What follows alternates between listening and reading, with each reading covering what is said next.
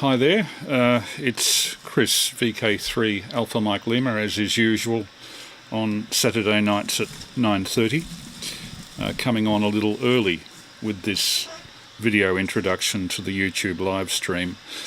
These live streams are intended principally for ham radio operators, as initially the first 90 minutes of each of these streams and transmissions on that radio over there are intended as a conversation starter for the QSO, the contact that follows at 11 p.m. Melbourne time.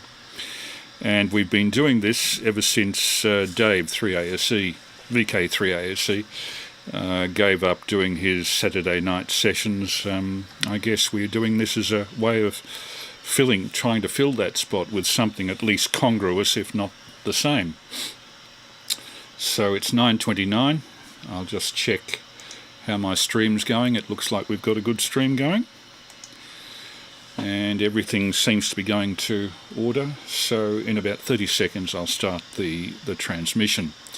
Hope everybody's had a good week. It's been an interesting time getting used to a new Australian government and a new Australian direction, including observance of steps likely to mitigate climate change, or at least to take account of the effects of climate change with the floods experienced in northern New South Wales and the fires that the last few years that we've seen in the forests of Victoria and New South Wales, not to mention elsewhere. So it's 9:30. Without any further ado, I'll go on the air. Hello, this is VK3 Alpha Mike Lima with the usual Saturday night test transmission, which we do every Saturday night at 9:30 p.m. Melbourne time. Concurrently streaming and on the internet, on YouTube. So if you want the video that goes with the audio here, I suggest you Google VK3AML 28 May 2022. That's Google the phrase VK3AML 28 May 2022, and that should take you to our live stream. You can probably hear some fan noise in the background. I assure you it's not us transmitting excess power. We're on the standard 40 watts. But we are running heating fans tonight because it's damn cold out there. At least by Melbourne standards, we're down at about 5 degrees tonight, I think. And it's been pretty wet as well. So the usual Melbourne dismal winter. Those of you who come from San Francisco, and I know that a few tune in from the California area, your weather in San Francisco is very similar to ours. Warm summers, warm dry summers, and cold wet winters. And San Francisco's at 38 degrees north, we're at 38 degrees south, so there's a good reason for the weather being somewhat similar and coastal. This is VK3AML with the regular Saturday night test transmission. Well, following last week's transmission of material related to aviation, I did promise some material on avionics, but in the meantime, a very interesting film, the oldest film in the United States National Archives, has turned up in 3 variant prints and a negative. None of them are complete. All of them needed referencing to each other. There was a print, but in very poor condition, with intertitles, which I could copy and reproduce, and then mix that with the much better video quality from the negatives that survived. I assume also that this film was taken by people who were unfamiliar with cinematography at the time, because the shooting rate varies hugely from shot to shot. Some shots as low as 10 frames per second, some at 24. And the development is a bit dodgy as well. So I think the fact that it's the first film in the USA National Archives probably indicates it was the first film shot by their own government film unit, that being, I think in those days, the US Army Department of Signals. The film that's turned up actually shows the Wright Brothers in July 1909 demonstrating their flying machine to the United States government, the Army particularly, but also the President. President William H. Taft is present in the film. So I reassembled the film, and you'll see that shortly. The main subject of the night, though, of course, is radio, and particularly loop antennas. And we'll have 3 different speakers, I hope with their permission, talking about the technology and the application of loop antennas in ham radio practice, both HF and long wave, 630 metres and 2,200 metres. That is 472 kilohertz and 137 kilohertz, respectively. Loops can be made for those bands, and they don't have to be huge. So, without any further ado, let's get into the first film of the series, the Wright Brothers film Reconstruction from 1909. While this is a bit off topic, I know from the response I got to last week's history of aviation leading into avionics that there's quite a bit of interest in this. So let's go back to, first of all, Fort Myer, Virginia, on the 17th of September 1908. This shows the Wright Brothers plane, Flyer, with its launching monorail and weight. They actually used a falling weight with a cord to kind of flip the plane into flight, and then continued it with the rather flea power 4-cylinder engine in the Wright Flyer. But the launching skid and the falling weight to give the plane the initial push were the standard Wright Brothers equipment up to this time, and you'll see that in action in the subsequent film. The first demonstration the Wright Brothers made to military authorities was in September 1908, and on that occasion Orville Wright, who's at the controls, the right of the 2 people, pardon the pun, who are sitting on the lower wing of this Wright Flyer, took up an Army Lieutenant Thomas Selfridge on the final test flight at Fort Myer, and the results unfortunately were tragic for both to some extent. For Selfridge in particular, there's Selfridge in profile. Lieutenant Selfridge was intended to be the first flyer specialising in heavier-than aircraft in the United States Army. And unfortunately, after Orville Wright on this occasion got the plane going quite nicely, as you see there, the prop, one of the 2 props on the plane, broke in half in mid-flight and sliced through several of the load-bearing members in the plane, which made it dive vertically into the ground. Orville Wright received a broken leg and concussion, but unfortunately Thomas Selfridge had a fractured skull. You can see the remains of the craft there, and subsequently died. He was the first military casualty of aviation anywhere. This is September 1908. Adjacent to Fort Myers, there's poor Selfridge, who's being picked up from the ground and taken to hospital. Adjacent to Fort Myer is the Arlington National Cemetery, where quite a few military and political personnel are buried, including John Fitzgerald Kennedy. But one of the gates within 50 yards of where poor Selfridge received the injuries that led to his death is now called the Selfridge Gate of Arlington National Cemetery, and there you see the dedication in memory of First Lieutenant Thomas E. Selfridge on September 17th, 1908, about 50 yards southwest of this west gate of Arlington National Cemetery on the north area of Fort Myer occurred the first crash of an aeroplane on a US Army installation. The pilot, Orville Wright, was injured. His passenger, First Lieutenant Thomas E. Selfridge, 1st Regiment Field Artillery, USA, on detail to the Signal Corps for aviation duties, died of his injuries, becoming the first Army officer to pay the ultimate sacrifice in an effort to aid man's endeavour to fly.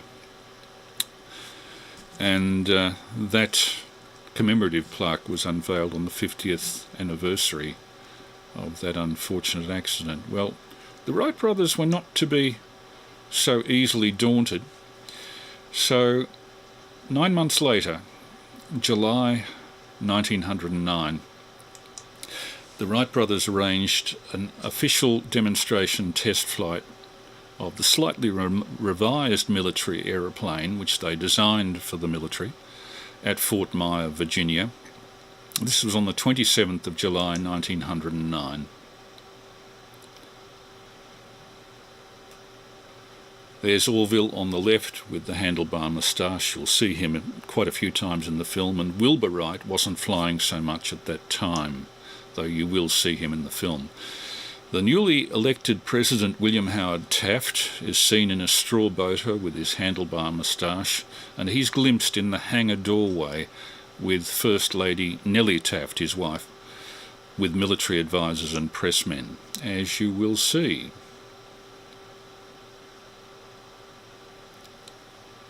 And now let's wind back the clock. That's just to give you some idea of Taft, President Taft and his wife, who you'll see in profile and from the back view. In the doorway there, on the right, with the straw boater on, that's President Taft. You can see his wife in the dress there.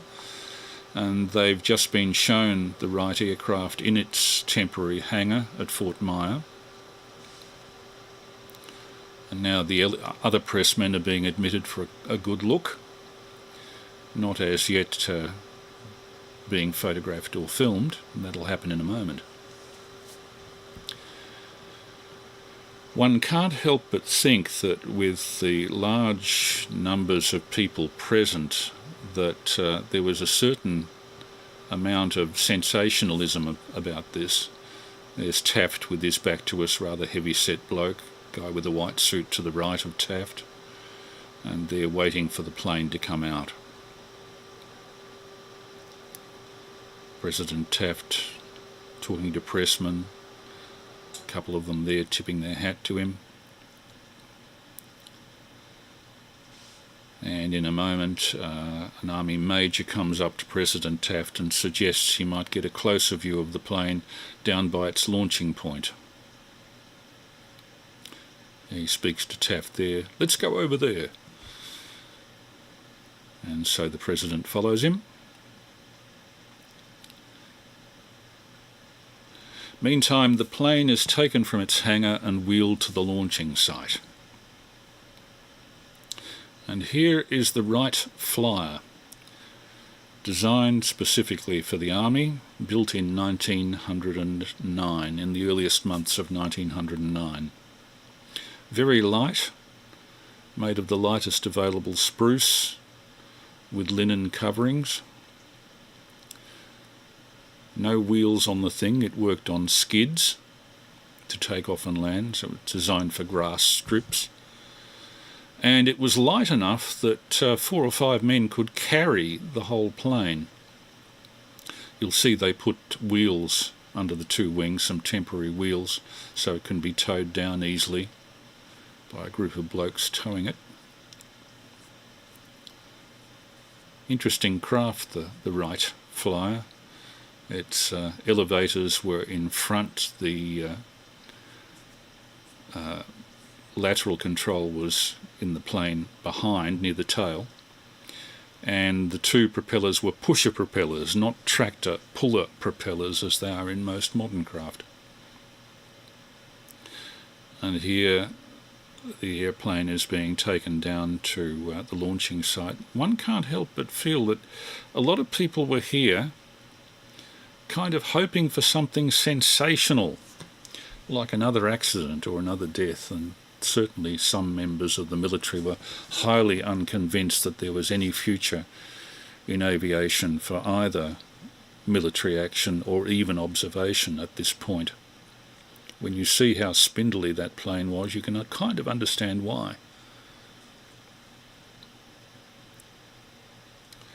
Fort Myer, Virginia, 27th July 1909. And this film, assembled from several different variant prints, I might add, is the oldest film generated by and held by the United States National Archives.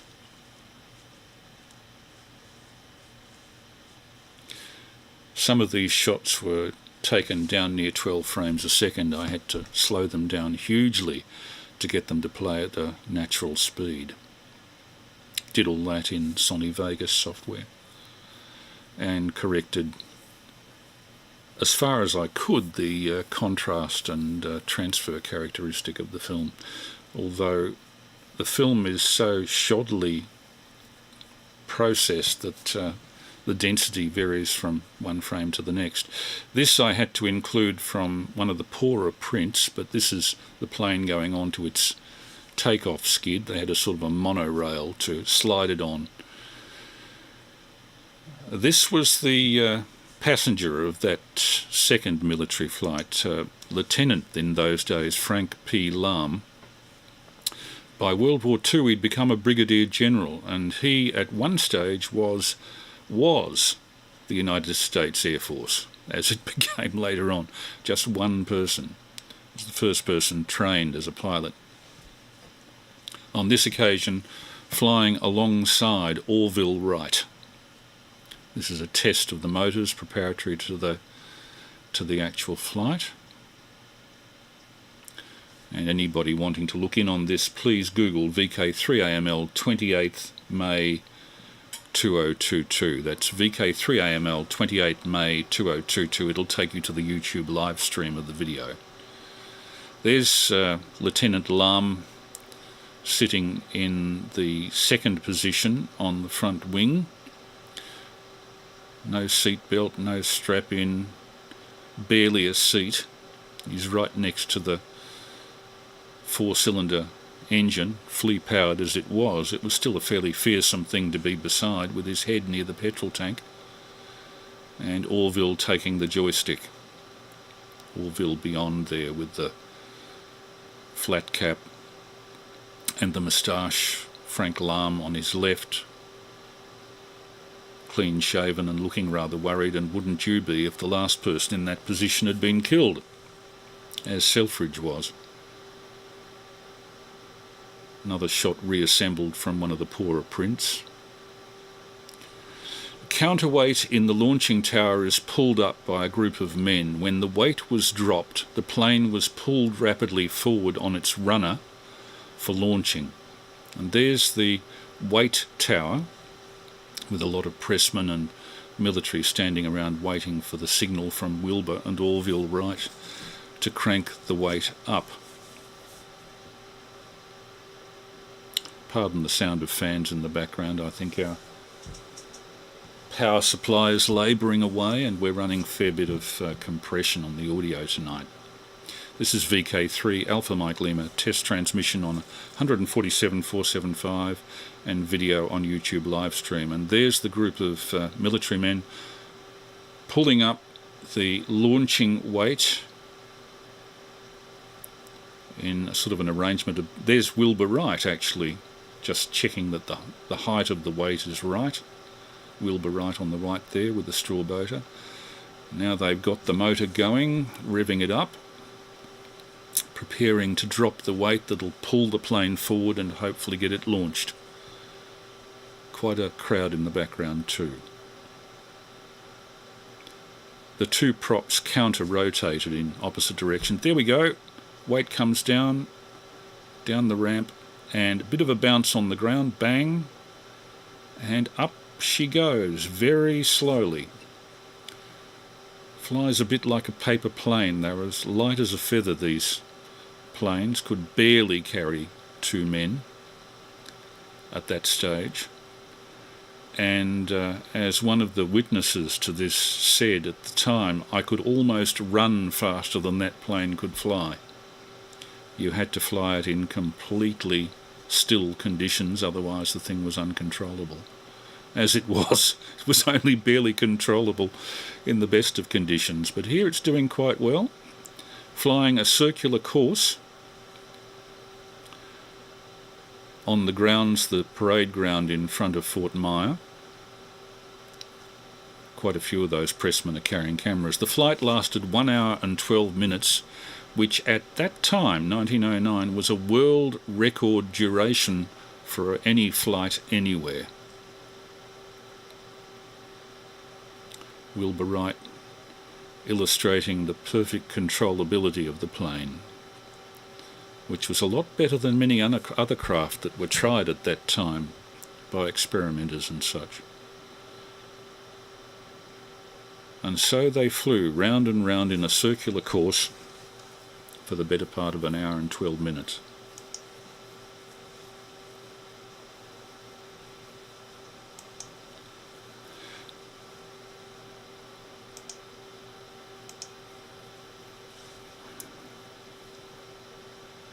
Quite graceful in its own way. I believe that they have built replicas of these and they work quite well, but they're conditionally stable, only conditionally stable. If you're not very careful, they can become unbalanced and side slip into the ground. And they had a nasty habit, because their stalling speed was so slow, if you went 1 mile per hour too slow in the thing, it would nose into the ground. But as long as the motors kept going, you were okay. Round and round in a circular course. So on this day they established a duration and a distance record, though they only flew around this parade ground. Must have been fairly deafened by that unsilenced motor too. Most of the flight was at altitudes up to an amazing 150 feet.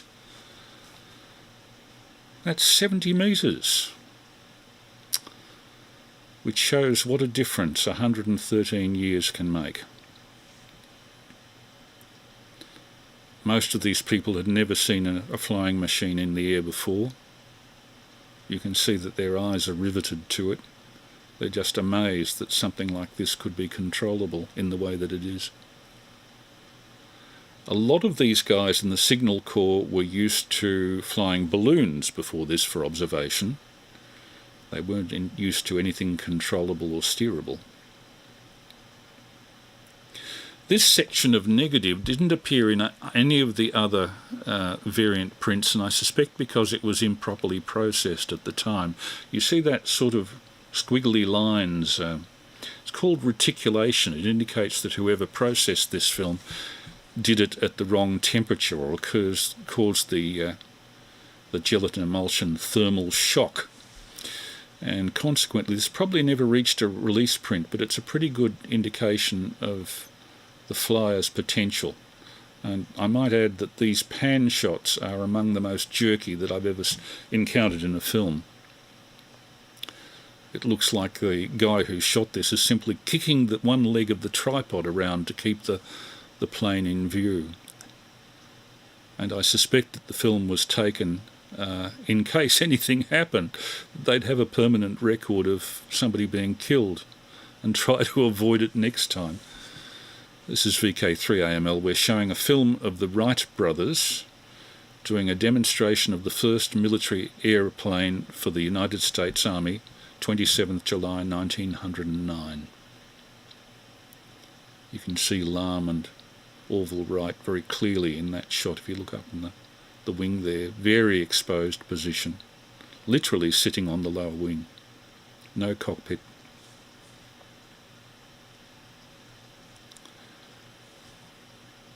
Low-level speed runs and a safe landing give spectators the final thrill of the day. And I believe the low-level speed runs were around 60 miles an hour, which was faster than this plane was expected to do. So Wilbur and Orville actually got a raise, an extra stipend out of the United States Army for demonstrating that this was possible. Flying at a height of about 20 feet. It's rather a remarkable film. I'm amazed nobody's actually, reproduced it in this way before. And there's the landed plane. Orville and Captain and Lieutenant Lamb must have been very proud of having established a new endurance record for flight, though in 1909 I don't think anybody in Europe had actually taken off. And there are the assembled throngs, some of them actually disappointed that nothing went wrong and nobody was killed. Incidentally, I've used some image steadying software to get rid of some of the effects of the awful pans in this film, which previously I should have shown you the comparison with the original. You'd be amazed at how poor the original was. Now, moving on to something more in the line of our ham work, I should mention that plane, that very plane, was donated to the Smithsonian Institution in 1911. It survives intact, as you see, exactly as it was in that 1909 film. You can go and see it, though it's pretty dusty after these 113 years. Gives a good idea of the Wright's standard of construction. That's the wooden propeller made by themselves, the sewn wing coverings, Army insignia sewn to the tail. That's the first Army insignia ever put onto an aircraft. I think it's the Signal Corps insignia. Not sure about that. There's their 4-cylinder engine, which would be about a quarter the power of a normal car these days, designed by the Wright Brothers' excellent mechanic. And as you can see, it's got a thick layer of dust on it these days in its exhibition position at the Smithsonian Institution. There's the drive and flywheel with the chains going to the 2 propellers, and the chappie in the flyer's position with Lieutenant Lamb's seat unoccupied on this occasion. Now, an unexpected survival. I'm always on the lookout for film of very early radio or broadcasting, and it turns up in completely unexpected positions. This is a film of the Swedish national radio station and the Swedish radio industry at the time that the Swedish national radio station was opened on the 1st of January 1925. It's courtesy of the National Library of Sweden and the Svenska, I'll see if I can pronounce this, the Svenska Filminstitutet. And I use this hopefully with their blessing. Recently digitised and put on the net.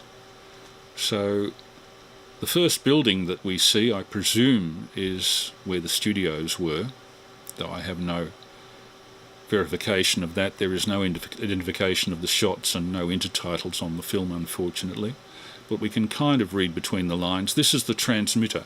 I suspect that it would be no more than 50 watts at the most, and presumably this would have been in Stockholm. Components all on insulated panels to keep them out of harm's way. There's the tank coil. I suspect it was a modulated self-excited oscillator. Now, this switches to a view of radio manufacturing in Sweden. Remember, they had LM Ericssons there with telephones for a long time before this, and so consequently there was an electronics manufacturing industry in Sweden. Several manufacturing plants. I'm not quite sure which one this is, but it's obviously one of the larger ones.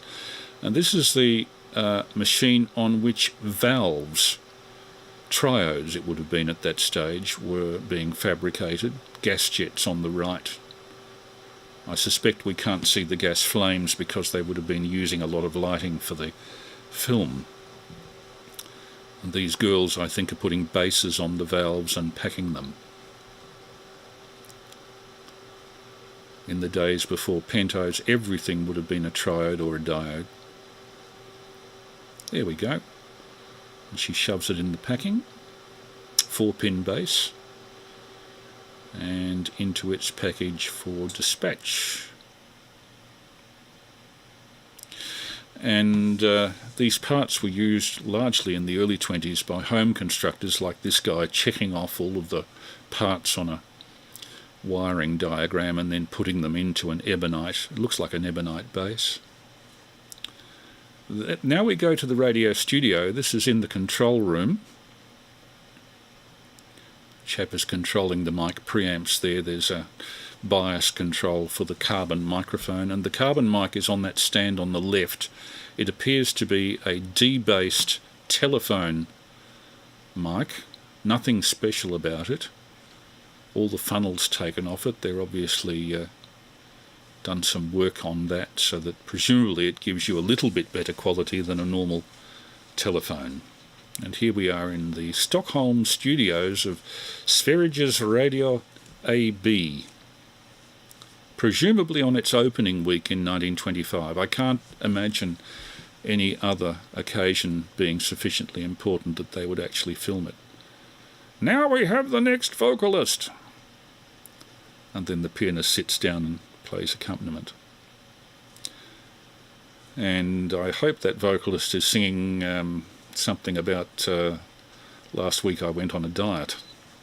It looks like he could use one. What's the old saying? It's not over till the fat lady sings. And then he's followed by a baritone with the most appalling comb-over I think I've ever seen.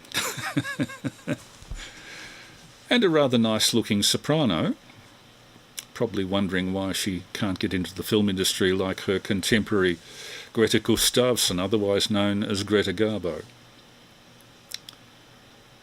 playing accompaniment for broadcasting in 1925. Of course, this is a silent film, and this is VK3AML live streaming and on 147.475. Actual film of a broadcast from almost 100 years ago.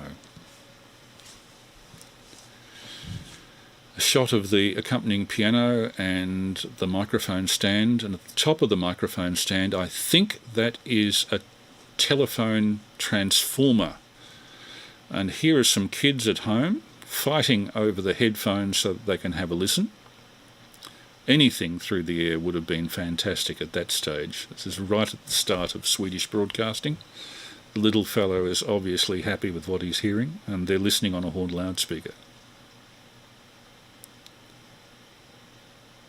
If they can ever hear it through all those ribbons.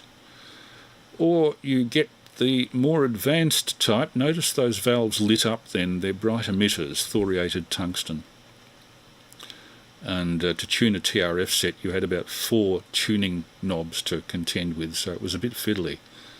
I presume this is the telephonist at the radio studio with her nice Ericsson telephone. And the advent of broadcasting stimulated a new sport called roof skipping. And this was particularly hazardous in a Swedish winter with an icy roof at about 4th or 5th floor level, which could result in a sport called roof skating. But these guys are obviously trying to put up some sort of an antenna. I would assume it's not the transmitting antenna, it's probably a receiving antenna. There is actually a rather funny film with Laurel and Hardy from 1930 called Hog Wild, where the two of them are up on a roof, and Hardy, needless to say, continuously falls off. Swedish broadcasting, 1925. You never can tell where these films will turn up from. And this is VK3 Alpha Mike Lima. Just checking, yes, we haven't got any copyright issues. They do let me know from YouTube live stream if we do. And that gives me a chance to put in alternative material if the material is objected to. Just announcing again, if you'd like to look in on the films, the video side of what we're doing, we're putting this up as kind of hopefully a conversation starter for a QSO to follow at 11 p.m. But in the meantime, I'll present for you 3 lectures on loop antennas. The first loop is a receiving loop, a description of a balanced preamp for one of these, which strikes me as a very good way of doing it. You will see what I mean in a moment. Then we have a chap from Alaska, who I'll announce to you when the clip comes up, who talks about his transmitting loop for, would you believe, 137 kilohertz. There is an amateur band there. Very few people use it. It's difficult to get a signal up on there for obvious reasons. 2,200 meter band. And then finally there'll be a reproduction of selected parts of the RSGB's convention lecture by Rael, a South African, currently resident in Britain, an engineer, on transmitting loops for HF. So we'll get into that now. He said hopefully. Okay, let's go into that. Balanced preamplifiers for receive loop antennas, a talk and demonstration by Michael Murphy, WU2D. And take it away, Michael. That was definitely an intermittent problem. Yeah, and I know what it is. There's a bad connector here, and I'm dogging it so much, I should just make it. I did want to let you guys know that I was going to complete the loop amplifier series by developing a balanced type amplifier to hook up to the loop.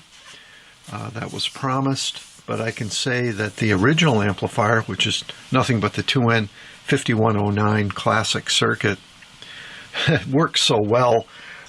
This is just an exercise more than anything. You don't really need that much gain out there at the loop antenna when the loop is this big.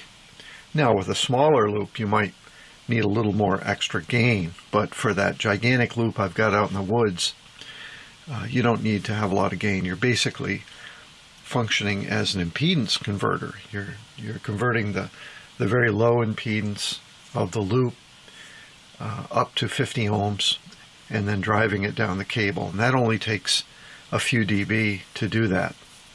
So with this balanced circuit, which is again adapted from something off the internet, it's a little more complicated transformer. 15 identical twisted turns on a core, and then you just make a center tap and hook it up. That transformer is doing all the work. It's converting the balanced common base amplifiers into single-ended. It's also doing double duty by taking the power that's on the coax and running it through that same coil into a regulator that powers it. So it's a combination transformer and bias T all in one. So it's a very simple circuit, very effective. You don't need a choke. You need this one transformer and it does the whole thing. The amplifiers, I'm going to use 2N2222s. I'm going to bias them very heavily, around 15 milliamps at 8 volts. So they're going to be dissipating about 100 milliwatts each. Those guys are going to get a little bit warm out there, but you know what? I think they'll be happy at that level. And of course, up here in New England in the winter, it'll help warm up the box a little bit. So I will attempt to bias them. These are just some fictitious numbers I have on there before I've actually built it to try to get the thing started. And referring to my old book here, Design of Modern Transistor Circuits to get the biasing right. So these two will go right to the loop. It's 100 ohms to ground right on the emitters for the inputs. This is a very low impedance input. These are in effect trans impedance amplifiers. They're converting the low impedance up to the high impedance in the collector, and then we're going from balanced push-pull to single-ended on the output. So there it is. That's what we're going to go for the final loop amp with one transformer. Google search and see if anybody else has described that at all. You might be the first and only one.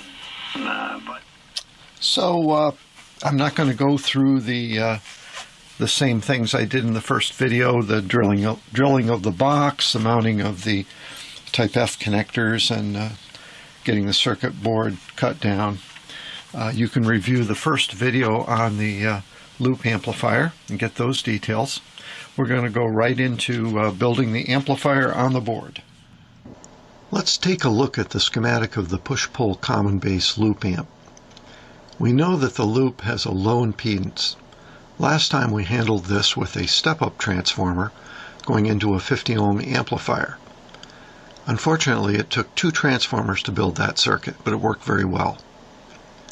What if there were a way to terminate the loop with a low impedance and maintain balance and get some gain out of it too?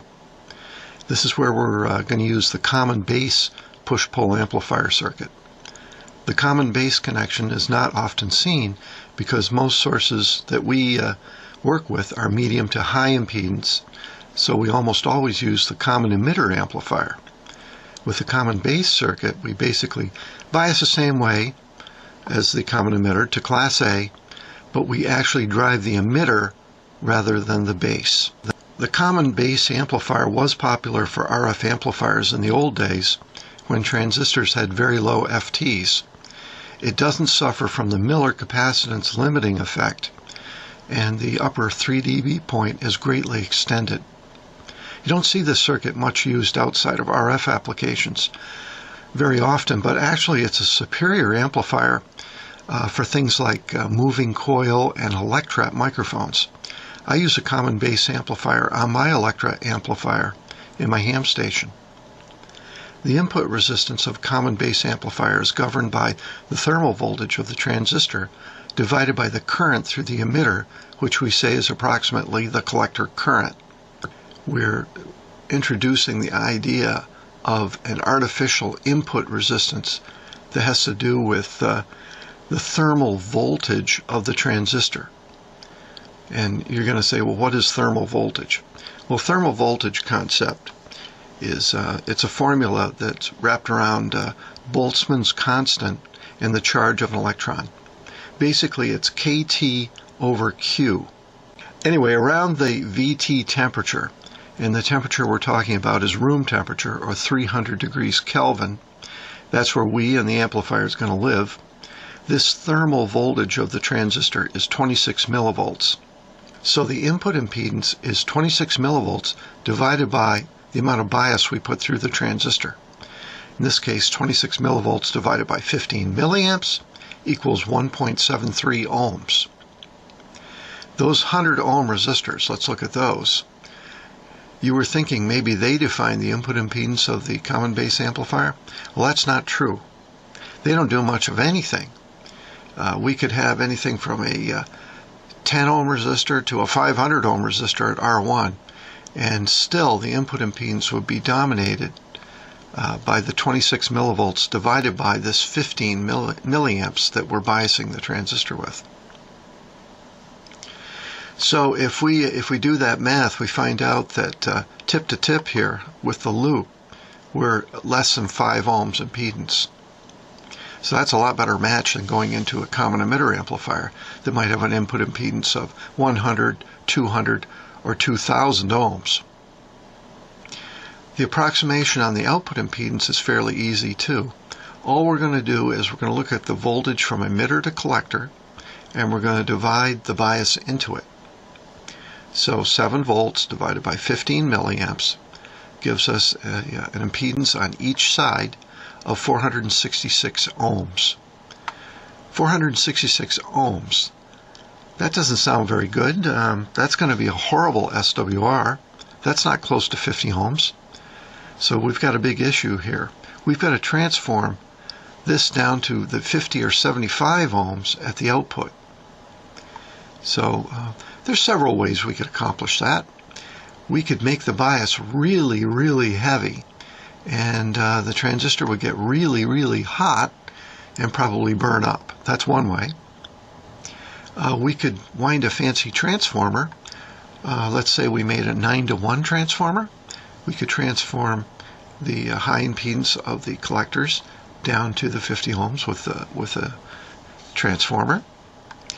Or we could just swamp the primaries with a couple of resistors, which will artificially set the load impedance lower and you could end up with 50 ohms with using a 1-to-1 or a 2-to-1 transformer. I decided to keep it really simple and just use a pair of resistors on the collector. You'll see other circuits using common base that do this as well. Now, you're wasting power, there's no doubt about it. You're not developing as much voltage swing. Remember, the gain of the common base amplifier is very simply governed by the amount of current gain you get through the transistor that you're driving through a load resistor, or a load impedance in this case. And we've just defined the impedance as being much lower by putting the 180 resistors on the collector. Okay, here's the part that some of you may want to skip through, but here's some frighteningly crude mathematics that describes where that magic 26 millivolts comes from that you see all over the place when you're talking about common base amplifiers. Basically, we're trying to calculate the input and output impedances of the amplifier and the gain of the amplifier with this little math section. And it's when you have figures like 26 millivolts that are constants, it usually tells you that you have some kind of constant involved and things you can measure easily, like Boltzmann's constant and temperature and the charge of an electron, things like that. And that's how we derive these impedances. So using Ohm's law, we find out that we're simply dividing the output impedance that's developed by the input impedance that we've developed. And it's all about how much current we're putting through that output resistance that defines the swing on the output of the common base amplifier.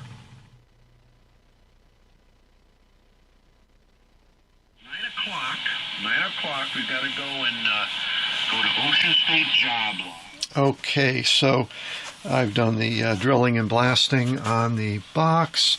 I now have a little circuit card cut out. I'm going to be using a Manhattan style construction with little pads glued on. Jacks are mounted, so it's starting point for the loop amplifier. I'm preparing to wind the trifilar transformer on this core. Using the standard method of a cordless drill to twist the 3 wires together before winding them on the core.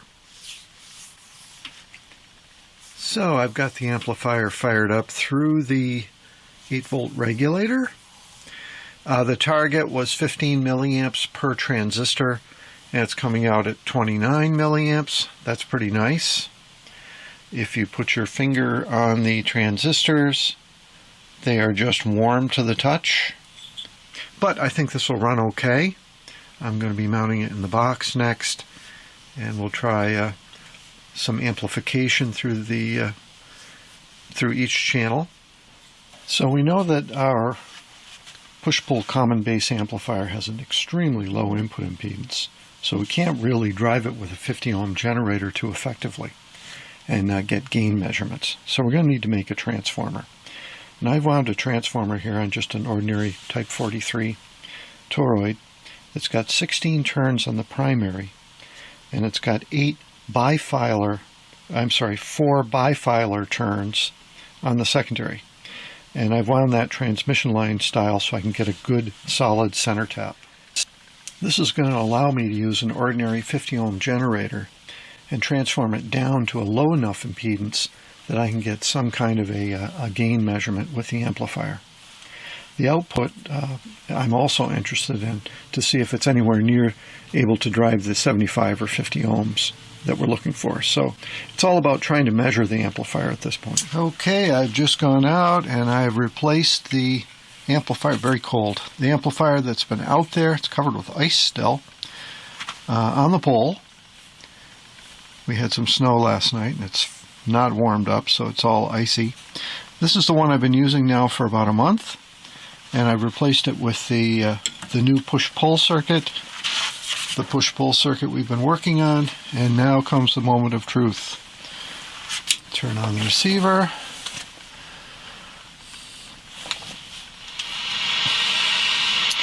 And we will apply power. Crying come Wednesday. Brian and my brother, you know, you gotta bring me some wine. It is working. I don't know. That's nice to hear. You know, Okay. That seems to be working pretty well. So I'm noticing that the gain of this amplifier is a little bit less than the other. There's no doubt about it. I did put a 3 dB pad on the output, which I think I'm going to remove now because it is a little bit lower gain than I would like. So we'll take that 3 dB pad out, but I'm pretty satisfied that it's working. Again, it's a noticeable gain reduction, but of course the common bass amp, especially with the output swamped the way we have it, I think it's going to be a little bit inferior to that other amp we used. But it is working, and it is a very nice loop amplifier. Wow, it's working pretty well down here at 630 meters. Again, the gain may be off a little bit, but it is doing the job. And once I remove that 3 dB pad, I think it's going to be just fine. Again, if I was using this with a small loop, like a 1 meter loop, I would probably go for the added 2 stages after the common bass amplifier. But I think this is a successful and very stable amplifier. The common bass push-pull loop amplifier. And there's the circuit diagram of it if you'd like to freeze frame, maybe do a frame grab. This is with extreme thanks to Mike W.U. Dear oh dear, I have to check. WU2D, Whiskey Uniform 2 Delta of New Hampshire. He is an electronics engineer of many years standing and obviously knows exactly what he's doing with this. The low input impedance from the loop really surprised me, but obviously this works extremely well. The old push-pull principle, and as I have several 2N double twos in the junk box, I'll certainly be trying that. And if you're watching, Mike, thank you very much for the use of this. I hope it stimulates some considerable conversation after the live stream concludes. This is VK3 Alpha Mike Lima with the regular Saturday night ham radio live stream and transmission on 147.475. If you want to look in on the video component, please Google VK3AML 28 May 2022. That's VK3AML 28 May 2022. You should find us on YouTube live stream. Well, now we'll go to transmitting loops, and the first example is something quite different. From Alaska, LAURENCE KL7L of Wasilla, Alaska, and he's talking about his horizontal transmitting loop, not enormous, but surprisingly that he uses very effectively on 137 kilohertz. That is the amateur 2200 meter band, almost VLF. So over to Lawrence Howell of Wasilla, Alaska, USA. And don't forget to give his YouTube channel a look. It's under the channel name of Hello Zero, HELLO, new word, HELLOZERO, one word. Hello Zero. Well worth looking at his YouTube channel. Over to Lawrence Howell.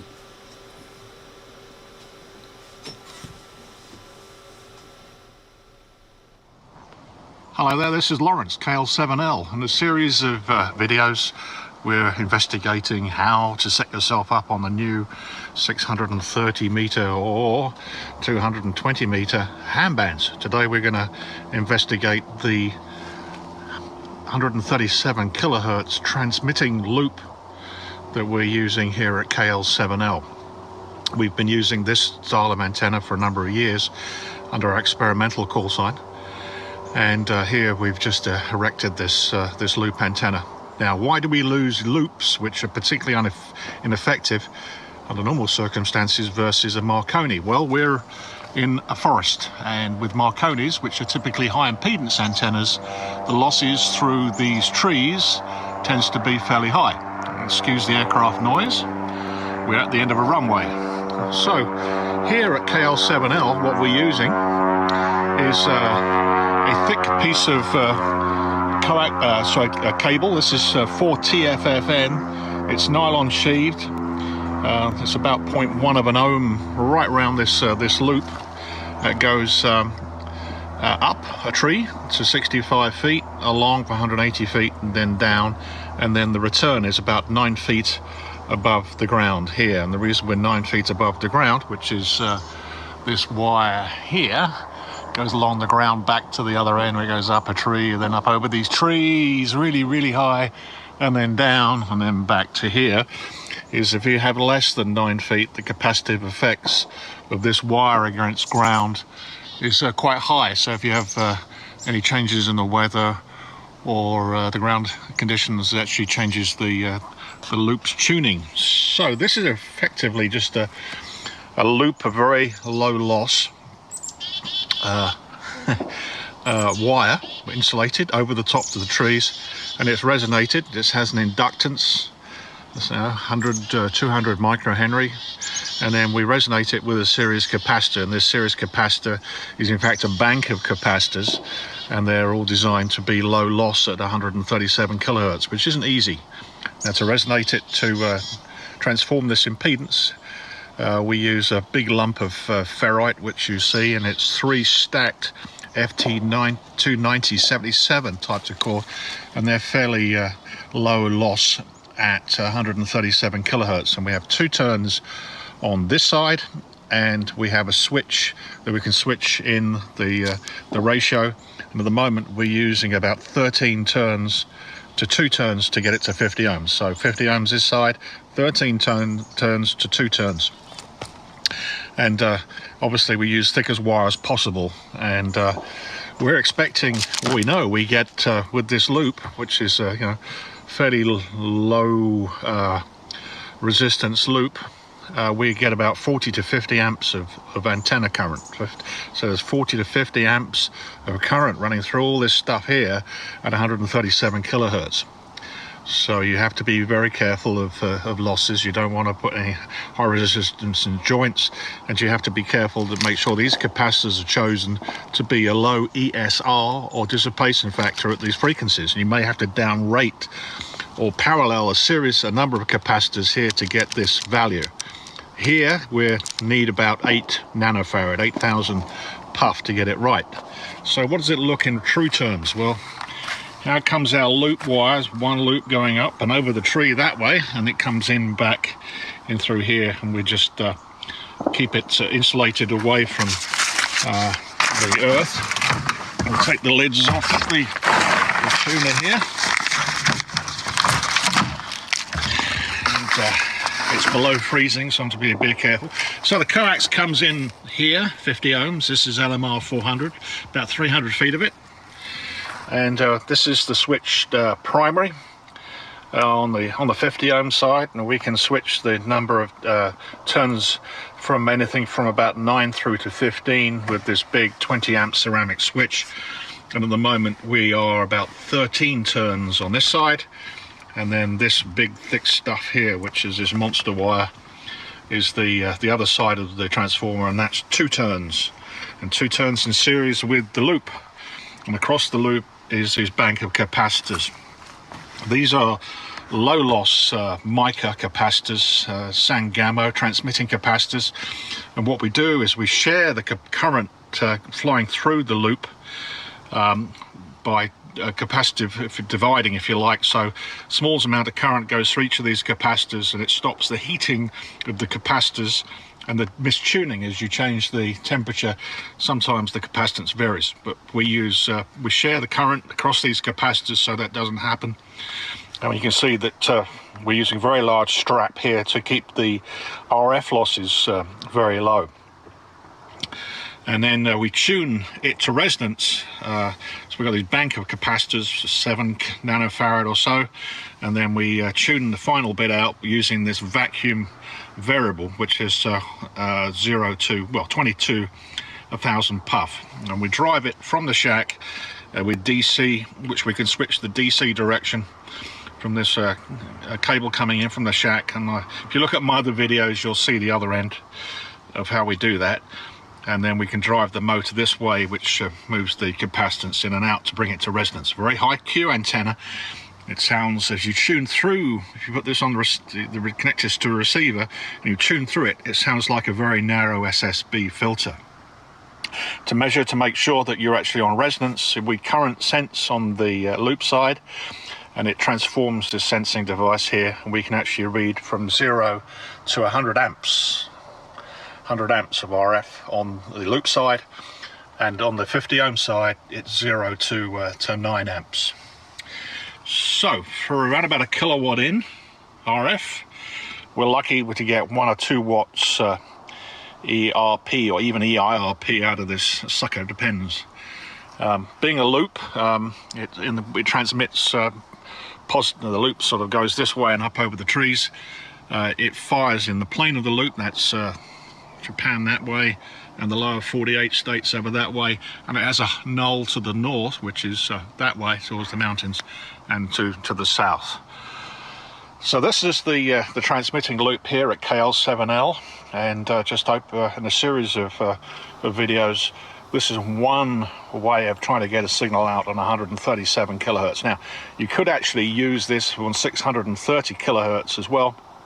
You'd have to change the ratio of your toroids and maybe change the type of toroids, and it's something like 9 to 10, 9 on that side, 10 on that side, or vice versa. And then the tuning capacitance, because we're nearly at a quarter wave at 630 meters, the tuning capacitance is much less, probably less than a couple of hundred puff. So you could take out all this capacitors, so you could try doing that. Anyway, but this is the 137 kilohertz version, and at 1 kilowatt continuous transmit carrier, all these components stay fairly cool. The warmest would be this big lump of ferrite here. Anyway, 73s from the wilds of Alaska, the Talkeetna Mountains, the frozen lake, and happy Guy Fawkes Day in the United Kingdom. Saturday the 5th of November 2017, KL7L. Thank you. With thanks to KL7L, Lawrence KL7L, for the usage of that clip. I hope he has no objections, but it certainly tones in to give an idea of the adaptability of loop for different frequencies, of which 2,200 meters, 137 kilohertz, is certainly an extreme. Well, moving on now to the general HF transmitting loop, and not necessarily for QRP as Peter Parker 3YE does it. Rael M0RTP did a presentation, a very good presentation, very comprehensive, on the construction and usage of loop antennas for limited size properties at the RSGB Convention 2020. Now that was during, of course, the COVID lockdowns, so consequently all of the presentations were done on Zoom, and that's the way this presentation was originally recorded. The existing upload from the RSGB is very difficult to understand, because I don't know whether people have noticed that Zoom does not necessarily have the best audio quality, particularly after some types of compression codec being applied to it. And Rael's microphone had a massive peak at about 120 hertz. So I've eliminated that by editing the audio of this to the point where I think you'll be able to make much better sense of this than from the original upload. I hope with no objection from the RSGB, as we're using this in a completely non-profit way for ham radio in Australia and elsewhere if other people want to look in. But this is a slightly edited version of Rael's presentation from 2020, the HF receiving loop and their usage for high power. So there's one thing radio amateurs can agree upon is if you can't hear a remote station, you can't work the remote station. So, to quote Scott Adams, engineers like to solve problems, and if there are no problems handily available, they will create their own problems to solve. So I'm Rael M0RTP, and I'm going to give you an overview of what I've done to overcome some of the challenges at my QTH in order to work the world, and go into, a little bit about who I am, the why, the what, the how you too can get some of these results from your backyard or attic. So this presentation will be available to you to download. So if I'm going to be moving through the slides at some pace and I'm using them just really as an aid to what I'm presenting, so by all means also reach out to me after the event to find out anything more about loops and how you can get on the air with them. So without much further ado, I've been in amateur radio for probably fast approaching 40 years. I'm not an expert. I'm a tinker, try, experimenter, and I have my share of RF burns to prove it. Don't recommend them. I'm a member of RADOC. I have interests in Arduino, ESP32, home automation, amateur radio, of course, building antenna systems, building linear amplifiers. I built a number of station controllers using microcontrollers, etc., and small computing devices. I work in the IT industry. So, what is the talk going to cover? The talk's going to cover some of the controversy, the snake oil that has been mentioned, and I'm actually going to include some thermal imaging scans that I've done of magnetic loops just to demonstrate that they aren't glorified garden warmers. I will also share my experiences of the how, the what you need to do in order to get an efficiently designed loop. I won't go unnecessarily into the theory. If you want the theory, there I can point you at plenty of sites towards the end of the presentation where you can get into the theory. There are some additional considerations, especially if you're building QRO loops, and some operating practices you need to have in mind. I will cover the performance of the loops using Whisper and FT8 in particular, and demonstrating some proof through the QSLs that I've had. I will also cover what I've done to achieve 10 through 160 meter coverage through a station controller controlling 3 loops. Automagically having a broadband antenna system, if you will, using magnetic loops that are renowned for being high Q. And I'll just interrupt there to say this is a live stream by VK3AML, Melbourne, Australia. If you're listening on 147.475 and want to see the video side of this, please Google VK3AML 28 May 2022. Back to the presentation on loop antennas, and we should be opening for a QSO at about 11:15 p.m. I do want to add one disclaimer, and that is any commercial products are a subset available on the market. They do not carry any endorsement from myself, and I don't get any commercial gain, and your mileage will certainly vary. One last point, if I have got any references missing from source material on here, please let me know. I can hardly claim an original thought for very much of this. So, why loops? Well, when I moved to the UK, I had a new QTH. I ideally wanted to operate on all HF bands. I had insufficient space, as many of you do, and insufficient height to build an antenna system that would support an 80 and 160 meter uncompromised antenna system. Below 10 megahertz, RF hostile environment. My next door neighbors had inverters, solar panels, plasma TVs, power line devices. Within the near field of one wavelength, I had countless ADSL devices and wall warts and you name it. S9 plus 20 at times. Loops tend to be less sensitive to electrical noise in the near field. They have very sharp nulls, which allows you to turn and counteract the most offensive sources, and they're small enough to rotate with a TV rotator. The biggest issue that I was facing was my XYL didn't fancy a very large antenna system in the garden. Just getting away with some loots was quite a win. And my next door neighbors and the neighborhood attention after having had some wire antennas up, did draw the attention of the local council. So I did need something that was inconspicuous and would draw less neighborhood attention. I also was looking for something that could be close to the ground without having to go into planning permissions and having to speak to the bank manager. The other thing I was looking to do is operate in a multi-TX environment, and having high Q would be good.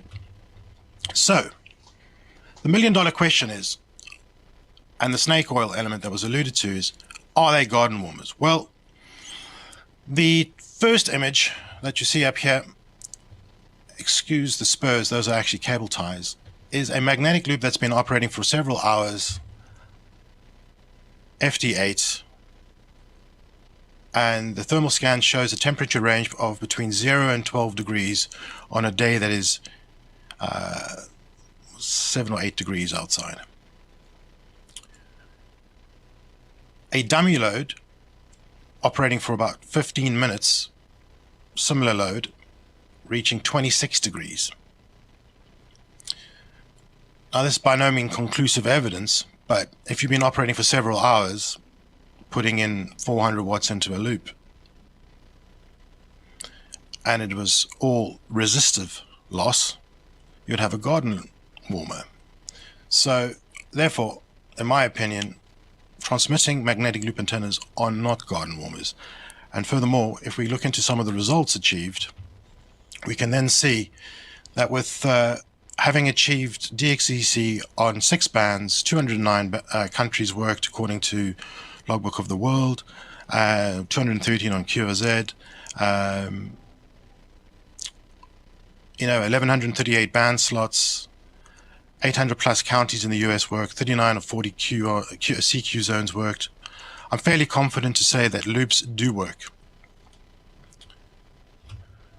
In terms of the map of the world where I've operated and of where I've reached and QSL'd, my only blind spot has really been Africa, mainly because of, I guess, stations operating then and perhaps the orientation and my pursuit of them and the time window that I've been operating.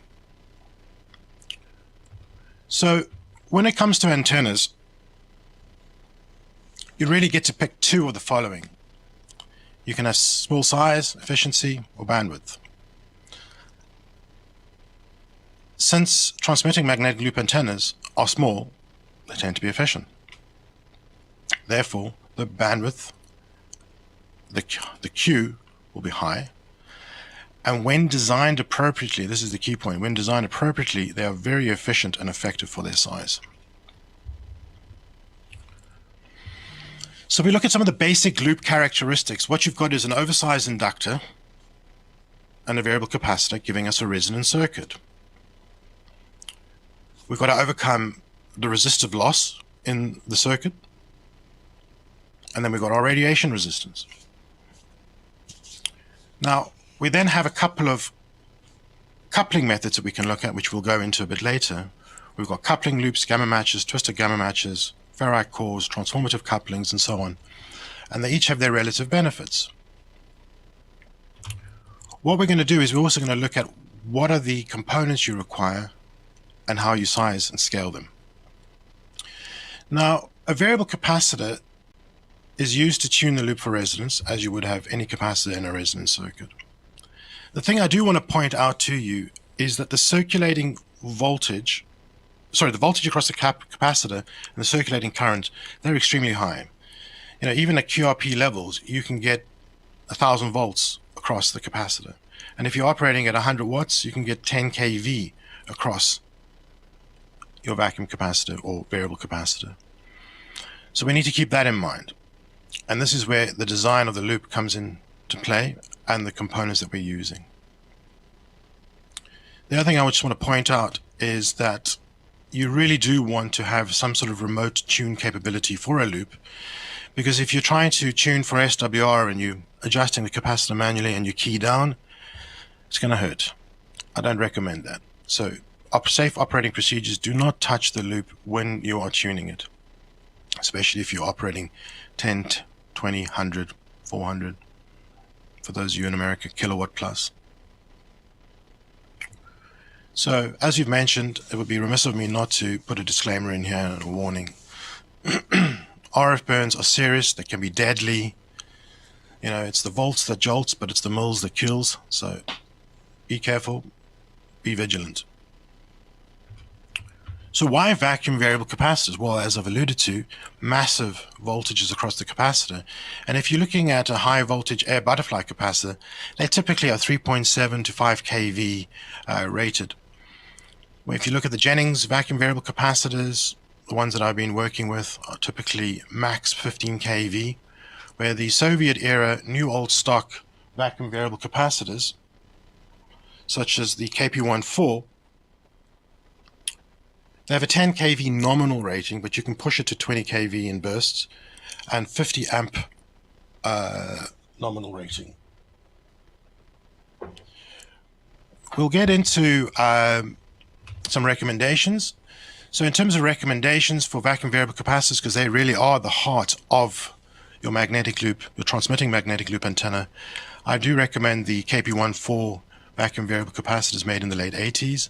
They're typically sold as new old stock on the ubiquitous online Fleabay auction sites and the like. 7.5 to 350 puff is the magic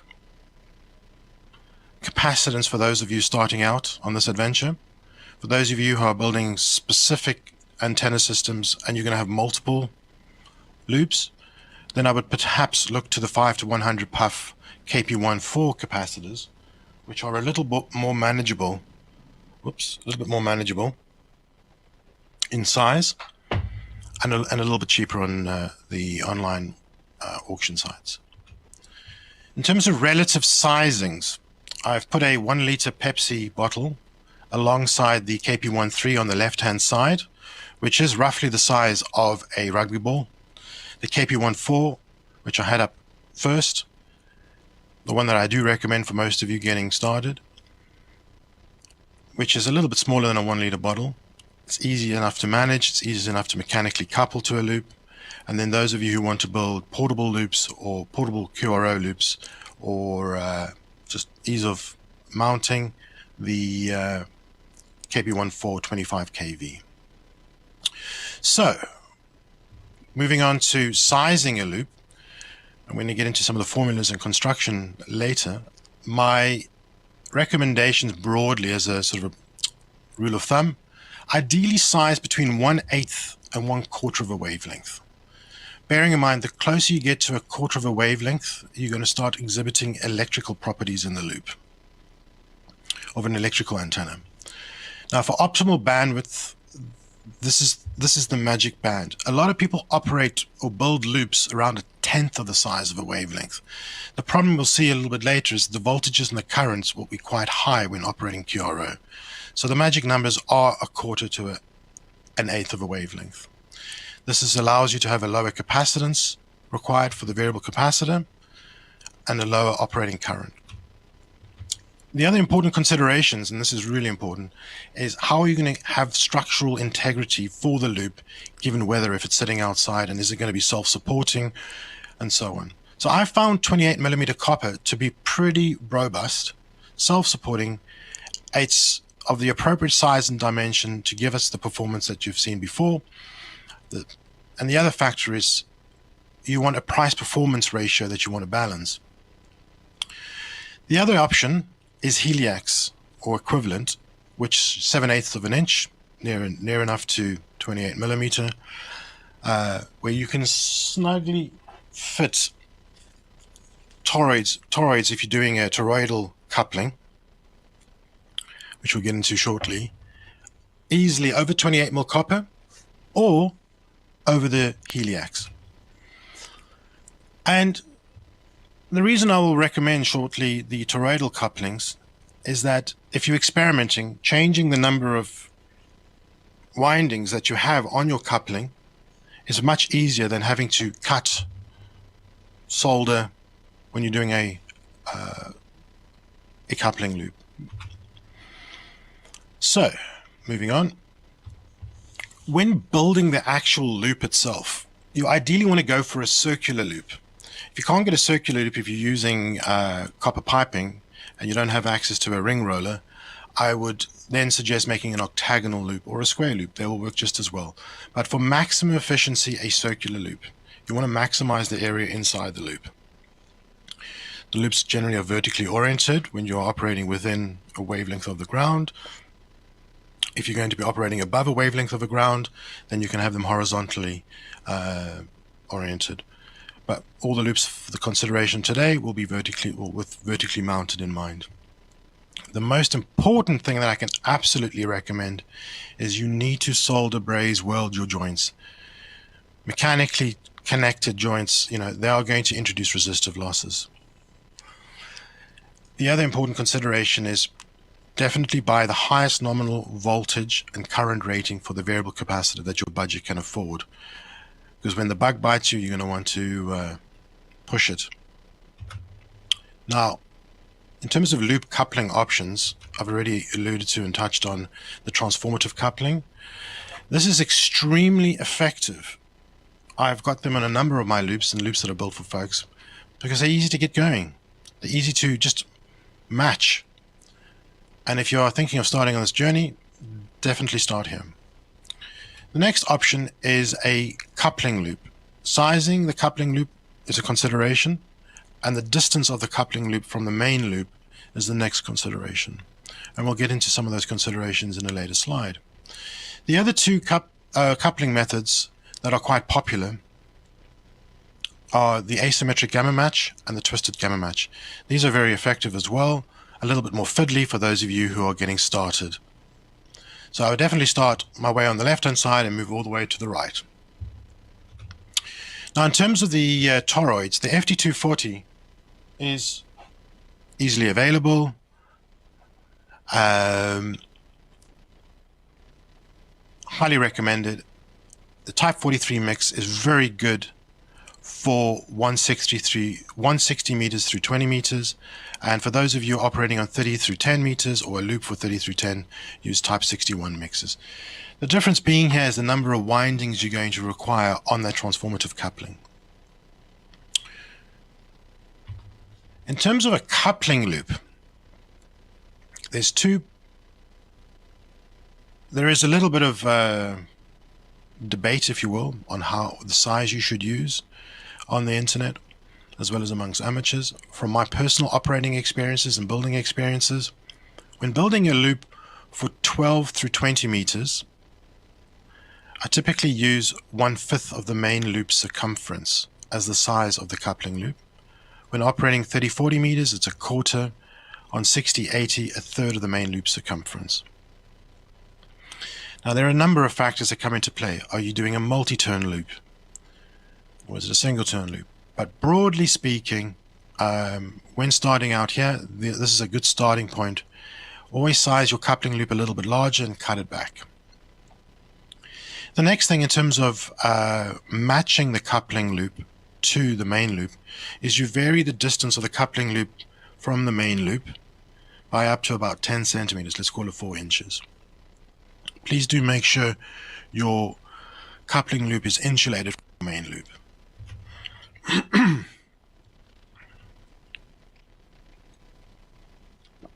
So, in terms of mounting the capacitor to your loop, in the background, this is an octagonal loop built out of 28mm copper. What I've done is taken the copper and I've hammered it flat. And by hammering that copper flat, I've then drilled it, put the bracelet onto the flattened copper, and mounted the capacitor. To the side, you will see, if I can get the cursor over here, you should see a cursor moving around. This is a kitchen cutting board that I've cut just to insulate the stepper motor from the vacuum variable capacitor. Now, it is extremely important to insulate your stepper motor from the capacitor, and the reason for that is that the vacuum variable capacitor, the tip of the vacuum variable capacitor, the shaft, that is RF hot. If you touch that when transmitting, expect a burn, especially if you are, depending on the voltage levels, more than a burn. Do not touch that. In fact, do not touch the loop when keying down. So therefore, make sure when you've got a stepper motor, your coupling to the stepper motor has some sort of perspex or some non-insulating shaft to the coupling. Right, get that in there. Make sure it is isolated. Very, very important. Otherwise, you're going to find the magic smoke coming out of your equipment inside your shack. So moving on. The other options for coupling I found, if you can't get hold of the bracelets that were purposely designed for these KP13s and KP14s, because they definitely are in short supply, using heavy-duty hose clamps, such as these, which you can get for a couple of pounds. Again, ubiquitous websites, or Google heavy-duty heavy-duty hose clamp. They are made from zinc or stainless steel. Not the best for conductivity compared to copper, so that is why I use copper braid that I insert underneath the clamp. The other option is to go with the Jubilee hose clips, just to go around the, let me just get this, vacuum capacitor, clamp goes over it, insert the copper braid. All right. Moving on to a couple of designs. What I've done here is taken a loop, a 160 meter loop for the 160 meter band, 20 meters of heliax around effectively it's a 2.12 meter former made out of 50 millimeter PVC plumbing pipe. Inside the 50 millimeter PVC plumbing pipe, you will see over here I've inserted 32 by 32 millimeter timber in order to give it some structural integrity. That former, pretty robust. You know, given that it's 2 meters, it's about this, call it a little bit larger or taller than most people, but easy enough to lift, manage, turn around, rotate again. I then have, you know, if you look at a 7 meter loop over here, as an example, inside you can see the 32 millimeter timber inside the PVC. Above it, the vacuum capacitor with the kitchen cutting board that is being used as a former to separate the stepper motors. The thing that's not in the picture is a DVD storage box. You can go buy DVD storage boxes. They work as a very nice shroud to put over and then to create a weatherproofing for your vacuum capacitor and stepper motor. Now, here is a great tip for you. When using something like LDF550 and you drill out the core, you can take 22 millimeter copper and insert it. When you insert the 22 millimeter copper inside the heliax and you hammer the pipe flat, you get something that looks like this. Using a pipe bender, bending a turn, drilling it, you've now got a nice mounting point for your vacuum capacitor onto the main inductor, the loop. I'll just interrupt there to say that I'll be opening for QSOs at 11:15 tonight.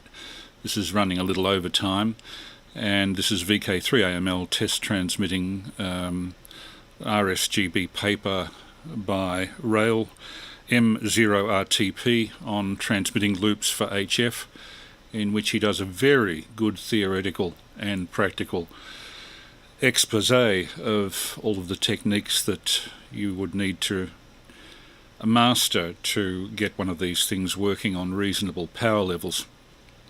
I will be opening for QSOs, as I say, at 11:15 for the moment. Back for the next 17 minutes to Rael to conclude his paper, originally delivered to the RSGB for their 2020 convention.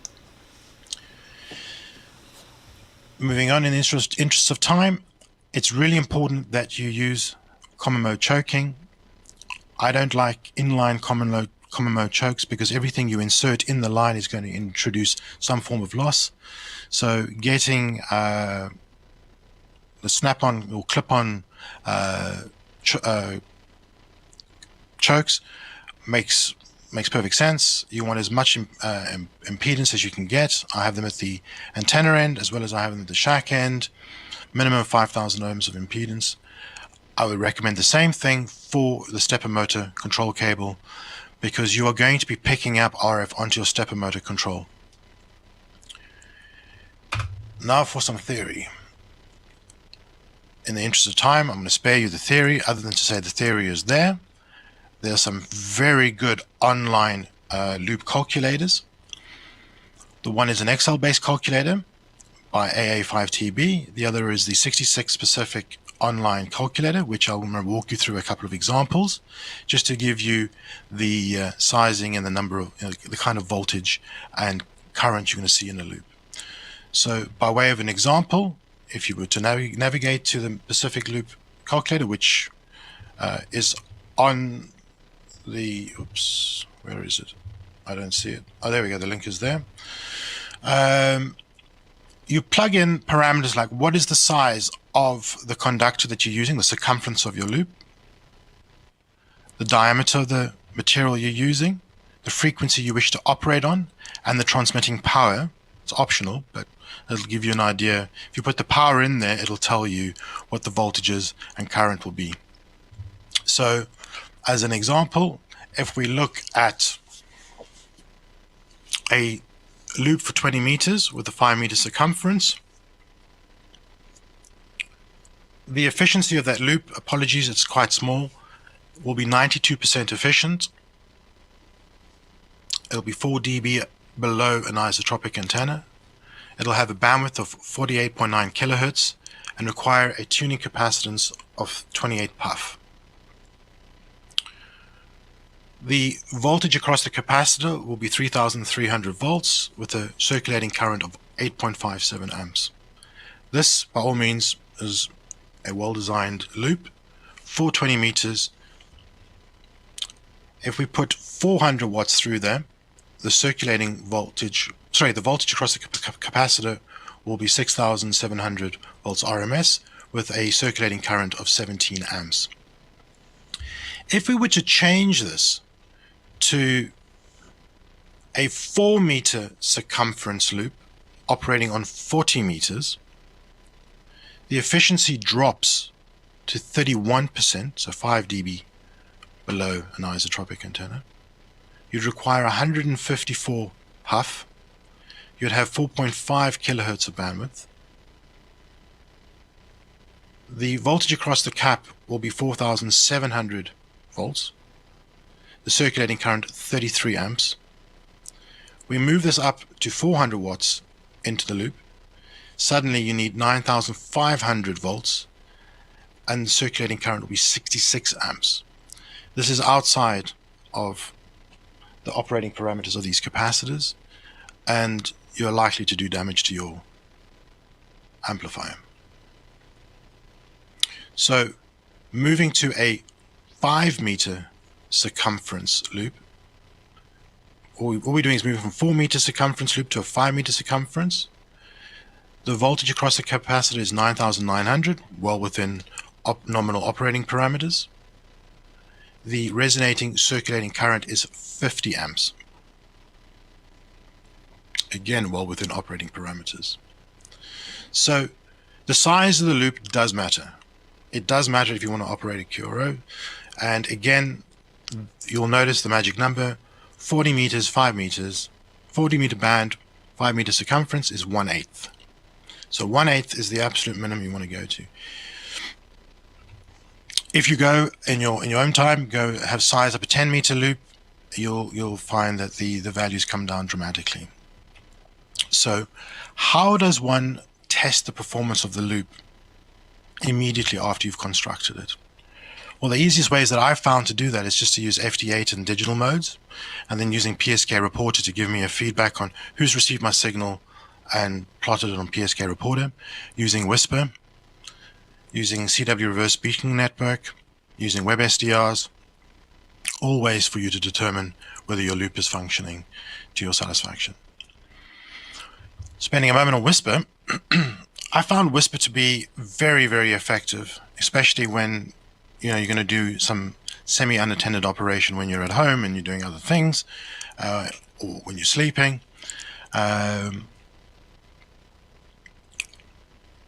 Again, let it operate, low power. And here's an example of some whisper performance snapshot of something I did on the 10th of January with a 5-meter octagonal loop on 40 meters, working everywhere from Africa, South America, America, New Zealand, Australia, China.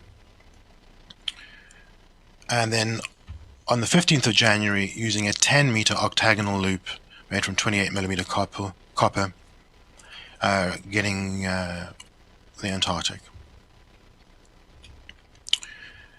So how do you get started on whisper? Quite easily, you can use WSJTX or whichever your favorite software tool is for digital modes, or you can get a QRP Labs kit. SOTA Beams have a Whisper Lite Flexi device that you can plug in. You can build your own Arduino Whisper beacon. There's a link to one. Your tablets, there's some software you can plug into Beacon for Android. There's iWhisper. There's a number of different options. It's relatively easy. If you Google, YouTube, you'll get onto Whisper quite easily. Highly recommended for testing. This is obviously one way. This is you sending out a signal, your location, your power level, and getting a report back for what was the strength of your signal received. So we built the loop. Obviously we need to tune the loop. And I'll interrupt there to say this is VK3AML with the regular Saturday night test transmission. We'll be opening up in exactly 10 minutes for QSOs. VK3 Alpha Mike Lima, back to the very comprehensive talk on loop, using loops for HF communication by Rael M0RTP, delivered originally at the RSGB Convention in 2020. Back to Rael M0RTP. So how does one tune a loop?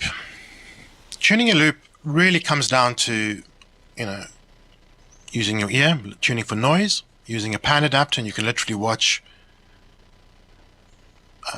signal strength increase, or using an antenna analyzer. I use a UKITS antenna analyzer, and I can actually just see the sweep, exactly where resonance is coming in. Now, the thing to bear in mind is that magnetic loops, with their high Q, you do need to retune them every 10 or 20 kilohertz that you're moving. So it's really not user-friendly in winter, or if it's sitting in the attic. So you do want to remotely tune it. 1, for safe operating. 2, for convenience. And 3, to have some sort of auto magic antenna system. So we'll get into some options for that shortly. Now, in order to control the loop, I strongly recommend the Nema 17 stepper motors. The one on the left-hand side, it's relatively small, 0.65 Newton meters of holding torque. Very, very, very effective at turning the most stubborn of vacuum variable capacitors. And if you're looking for finer movements, especially when you've got a capacitor that is, 300 to 350 puff, or you're building something that is 1/10 or 1/12 of the wavelength, and you're not building a QRO loop, and you need some precision movements, then I suggest you use something with a planetary gearbox. If I want high-speed tuning, I use without a planetary gearbox, and those when I want absolute precision tuning with micro-stepping, then I use a planetary gearbox. Both are perfectly suitable. Now, how do you control the stepper motor? There's 2 ways. The inexpensive way, which will cost you under a tenner. Get yourself an Arduino, get yourself an A4988 stepper motor driver, and a rotary encoder, again from your favorite sources or the online websites, auction websites. Simple little diagram that's available there in the links, and a sketch that you can download. Really easy. Rotate the encoder and the stepper motor will turn with it. No more than that. And you're going to need to use you can then record the positions that you were holding at on the rotary encoder. You can then get more sophisticated, and you can get a counter to see how many turns you've done. There's a number of options out there. There's some people have built some think of manual tune solutions. This is very effective for getting going because it's inexpensive to get going. However, if you want to really exploit magnetic loop antennas, truly leverage the benefit of them, I would look to something like an automatic loop tuner by Lofter Jonasson. This allows you to tune a loop in real time by tracking the CIV or CAT output of your radio against tuned solutions that are stored in the controller. If you think that you've got a fixed amount of inductance and the capacitance that can vary, you now store a tuning solution for 7 megs, 7.1, 7.2, 10 megs, 14 megs. It will then interpolate and extrapolate tuning solutions in between, or you can store point solutions. These controllers tune in a linear fashion and interpolates the capacitor position between preset positions. Very, very, very smart solution. Supports all radio types. It even has a virtual VFO for those of you using the old FT101s E's from the 70s. Now, the other thing you can do, which is really nice with the automated tuning, is to have a tandem match, which then allows you to get an SWR tune solution. And what it does is it does an SWR sweep itself, and the tuner will then tune for the dips in a match for you. Now, this is interesting when, for example, in winter your temperature can swing from, let's say, 10 degrees to 0 or below, and the copper contracts or expands.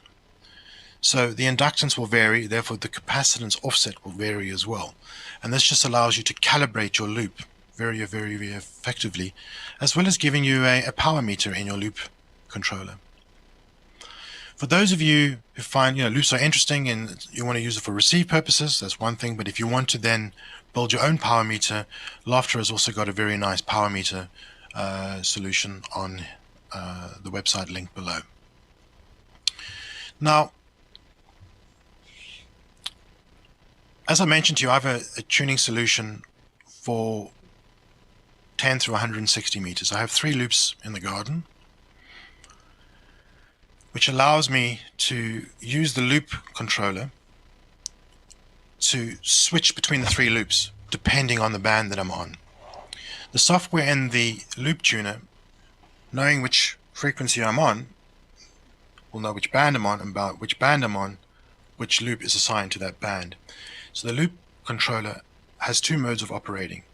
It has 3 discrete ranges, or 2 discrete ranges, or 1 discrete range, depending on how many loops you've configured it for, or an overlapping range option. So if you've got 2 loops and one is for 10 through 30 and the other one's for 20 through 40, you can use the overlapping option range and you just flip a switch and it just knows which loop you're using. I tend to prefer the non-overlapping discrete ranges, because that then allows me to get coverage from 10 through 160. Technically I do 12 through 160 because 10 I have a vertical form. Now, this is done by switching in relays, and if I move to the next slide, forgive the metalwork because this started off as an old project that was then repurposed and then repurposed and then repurposed. This is the back end of my loop controller. A normal loop controller looks something like that. Let me see if I can get that up there. And then the back of the loop controller. Nothing, not quite as busy as the loop controller that's on the PowerPoint, but the loop controller that's on the PowerPoint, what it does is I have 4 stations 4 radios, 4 transceivers connected to the loop controller. 2 that use CIV, 2 that use CAT. Because this goes into a expert linear, which has 2 separate inputs, I designate one for CAT, one for CIV. I want to make sure that I'm intercepting the linear keying, so that if I'm key down and I don't have a good match, the linear is not initialized, activated. So hence you'll see 1, 2, 3, 4 up here. These are the linear key intercepts. I then use 8-pin DIN connectors for where you see 1, 2, 3 over here. That is to control the stepper motors for 3 different loops, and then an 8-pin DIN for controlling relays for band switching between the different loops. All right. The other thing I just want to touch on, see how we do for time. In order to eliminate noise, because as I mentioned to you before, if you can't hear the remote station, you can't work the remote station. So loops allow you to eliminate a lot of the noise in the near field, but it doesn't eliminate the noise from your fellow ham operators who are putting out hash because of the or noise in Europe, or whatever the noise might be. So using a X-phase noise eliminator plugged into a loop and a wire antenna allows you to subtract the noise, or whatever signals it's receiving, from what you have on your loop. This has allowed me often to work stations that other folks in the UK are not hearing. So I do highly recommend, in addition to building a loop, or if not building a loop, look at an X-phase noise eliminator. There's a circuit diagram there, and there is an industrious individual who's got it on eBay. This has made a huge difference to my operating experience, especially with all the noise in my environment. This has allowed me to eliminate a significant portion of the noise. Great. So that brings us to some references that I've got available for you, and will allow us to get into some Q&A. And my thanks to the RSGB and to Rael M0RTP for the usage of that very solid lecture. I know that for some people the technology will be a little bit in excess of what they expect for a Saturday night, dare I say, not unentertaining lecture. But if you want to freeze frame on any of the series of references that Rael gives there, I'm sure you'll find a lot of valuable information on loop construction and the theory. For example, I wasn't aware that the feed impedance was so low. I thought that a impedance across a tuned circuit would automatically be very, very high. Not so in the case of a loop, so that the balanced preamp that was described by WU2D, Mike, the first of our clips on loops, he was showing the usage of a grounded bass amplifier with very low input impedance from the loop. Okay, I hope that that sorted out a lot of theoretical questions for people who are interested in loop antennas and want to go a little bit more deeply than normal. So, without any further ado, we're being a bit late, it's 11:17 p.m, when normally we start at 11 o'clock for QSOs. I'll now call CQ on 147.475, hoping that we'll have the usual retinue of respondents. VK3AML, standing by for any calls. VK3DLW. VK3ECG. VK3ACZ. Sorry, would you like to go again? I didn't switch the monitoring. VK3AML, standing by. VK3DLW. VK3ECG. And VK3ACZ. Okay, very good. I've got VK3DLW, ECG and ACZ, and my monitoring off the mixer was sufficiently high and level that I'm now deaf in the left ear. VK3DLW, VK3AML, how are you? I hope you saw the lecture on the YouTube stream. I hope it came through okay. VK3DLW and the group VK3AML. Yeah, Roger, Chris. No, it came through perfectly tonight. I was watching it on the iPad here through my Wi-Fi, and I don't think it missed a beat, not at any stage. And if the audio of that clip on magnetic loops had a problem before, you certainly resolved it. It was very, very understandable.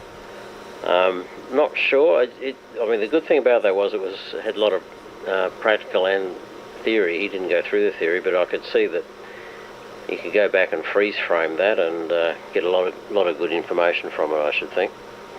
I'm not quite sure whether magnetic loops are quite my thing. I'm not really short of space, and my XYL has been remarkably tolerant about the amount of wire running around the garden. I've just added to it this afternoon with a 20-metre wire Yagi, which now seems to work quite well. But and as that historic footage was just amazing. I had not seen anything like that before. I really had no concept, I guess, of how manoeuvrable and controllable, I mean, you know, for what it was, the Wright Flyer actually was. I did see it many years ago in the Smithsonian in Washington, at the National Aerospace Museum. That would have been in 1988, I would think. On that same trip, I fortunately got to go and see the Air Force Museum at Wright-Patterson Air Force Base in Dayton as well. Plus, we were over there we were negotiating with the US to do EMI testing of the Black Hawk helicopter at Patuxent River Navy Base, because there were some concerns at the time whether some of the incidents that it had suffered might be due to EMA from broadcast interference, which didn't turn out to be the case, thankfully. Anyway, I'll shoot it back to you, Chris, and thank you once again for an excellent presentation. That was really excellent, really appreciated. VK3AML in the group, VK3DLW. Okay, thanks. It's Dave, isn't it? Graham, Chris. Sorry. My memory for names of people that I don't often meet face to face is not great. My apologies. It's actually Dave 3ECG and Peter 3ACZ. I deeply sympathise with the troubles with the XYL, as many antenna designs I've come up with where my wife Prue has said over my dead body, and for about 3 seconds I consider purchasing a gun, but then I realise the benefits of not doing so. No, I'm only joking. And for people who are not short of space, I agree, going to the point of a loop where you're 5 or 6 dB down on a full-size antenna, you wouldn't really bother. But I must say I'm tempted to try it. I have a friend in Hobart, Mike Groth, VK7MJ, a friend of about 30 plus years standing, and he has recently downsized to a place at Margate where a loop might be the way he can get onto at least 20 and 40 metres. So I'm hoping for that for him. The other alternative is he's got lots of metal fencing around him, and that would make an ideal counterpoise. So next time I'm down there, I'll take a pile of solder lugs, and we'll have a day of bonding the fences together. Dave, VK3CG, round to you. Very nice to hear you there too, and hope everything fixed itself from last week. VK3CG and group VK3AML. Yeah, VK3AML, the group VK3ECG. Well, yes and no in a sense, but so I was a bit unwell, as I said, and didn't go up on Saturday, having sort of become a bit unwell but tested negative for COVID, thank goodness, on Saturday. Unfortunately, on Monday, I was no better and I tested positive. And then Sally, my wife, did about 12 hours later. So we've been sort of locked down at home, gradually recovering over the week. But apart from a persistent sort of tickly cough, I'm pretty much back to normal again, and I'll do some more tests and tomorrow and Monday, and if all goes well, I shall be out of the lockdown there. So I've had the dreaded lurgy, and it was not too bad in many respects. It was like a really, I suppose, a bad cold. Nothing like the real flu. I've had flu, I think, twice in my life, and that is proper flu, and it's not pleasant at all. And this was certainly not as severe as that by any shape or form, but because sort of done without it, and it's actually completely. Because I probably wasn't going to get up on the air tonight at all, because I would have, if I hadn't had this, I would have been singing in a concert in the cathedral this evening. But of course, things conspired against me, and I wasn't able to do that at all. So there we are. But thank you very much for tonight. As I said, I only saw a little bit of the balloon and the other air things last week, and I have still to catch up on some of that. But the pictures of the Wright aircraft was just fantastic. And the astonishing thing to me, in a way, is that you think about the dates and 1909 and 1908 and so on, and yet less than 10 years later, they are flying full battle aircraft, in a sense, bombers, observers, obviously, and of course a degree of actual air fighting, although far less than I think people often imagined, which is an extraordinary acceleration of technology from what was really a sort of powered kite in a way, with probably very limited understanding of the relevant aeronautics, which obviously was massively expanded in knowledge, and I suppose with the commercial companies coming in and the transport opportunities are emerging, drove that whole process. Quite fascinating, and thank you very much for phoning out that old material. It was extraordinary, and to see the present and the sort of the low-level security, one might say, compared to modern times, for a present appearing on a field like that, which was quite fascinating. Yeah, I enjoyed the column base loop amp and so on, and yes, I mean that's the striking feature about those amps is their low impedance, isn't it? And I've never really tried loops in that form, so that's something I could perhaps have a look at. The transmitting loop, again, fascinating, and I've seen a number of the vacuum variable capacitors and so on, but they're extraordinary devices. But the dangers, obviously, with these incredible voltages and very high currents, of course, are often not well understood. That's what diathermy is in surgery, in effect. It is basically RF burns, and very effective it is too. Anyway, back to you, Chris. VK3AML and the group VK3ECG. Yeah, VK3ECG and group VK3 Alpha Mike Lima. Years ago, the chap who had my call sign before me, the late Tony Sanderson, used to run about 150 watts of 160 meters AM, heavily upwards modulated with a 300 watt modulator. So God knows what his peak envelope power was, but he had a single wire feed to his antenna, which was a shunt fed tower. And at the voltage point of the feed line, occasionally the wire used to touch against the twigs and leaves of his mother's lemon tree, and I've been I've been out in his backyard on occasion when he's had the transmitter running, and you can see the wire diathermy-like with a slight spark, if you're watching it at night, slicing through the leaves and breaking the twigs off with sort of as it was doing it, his voice modulation coming out of the leaf very faintly.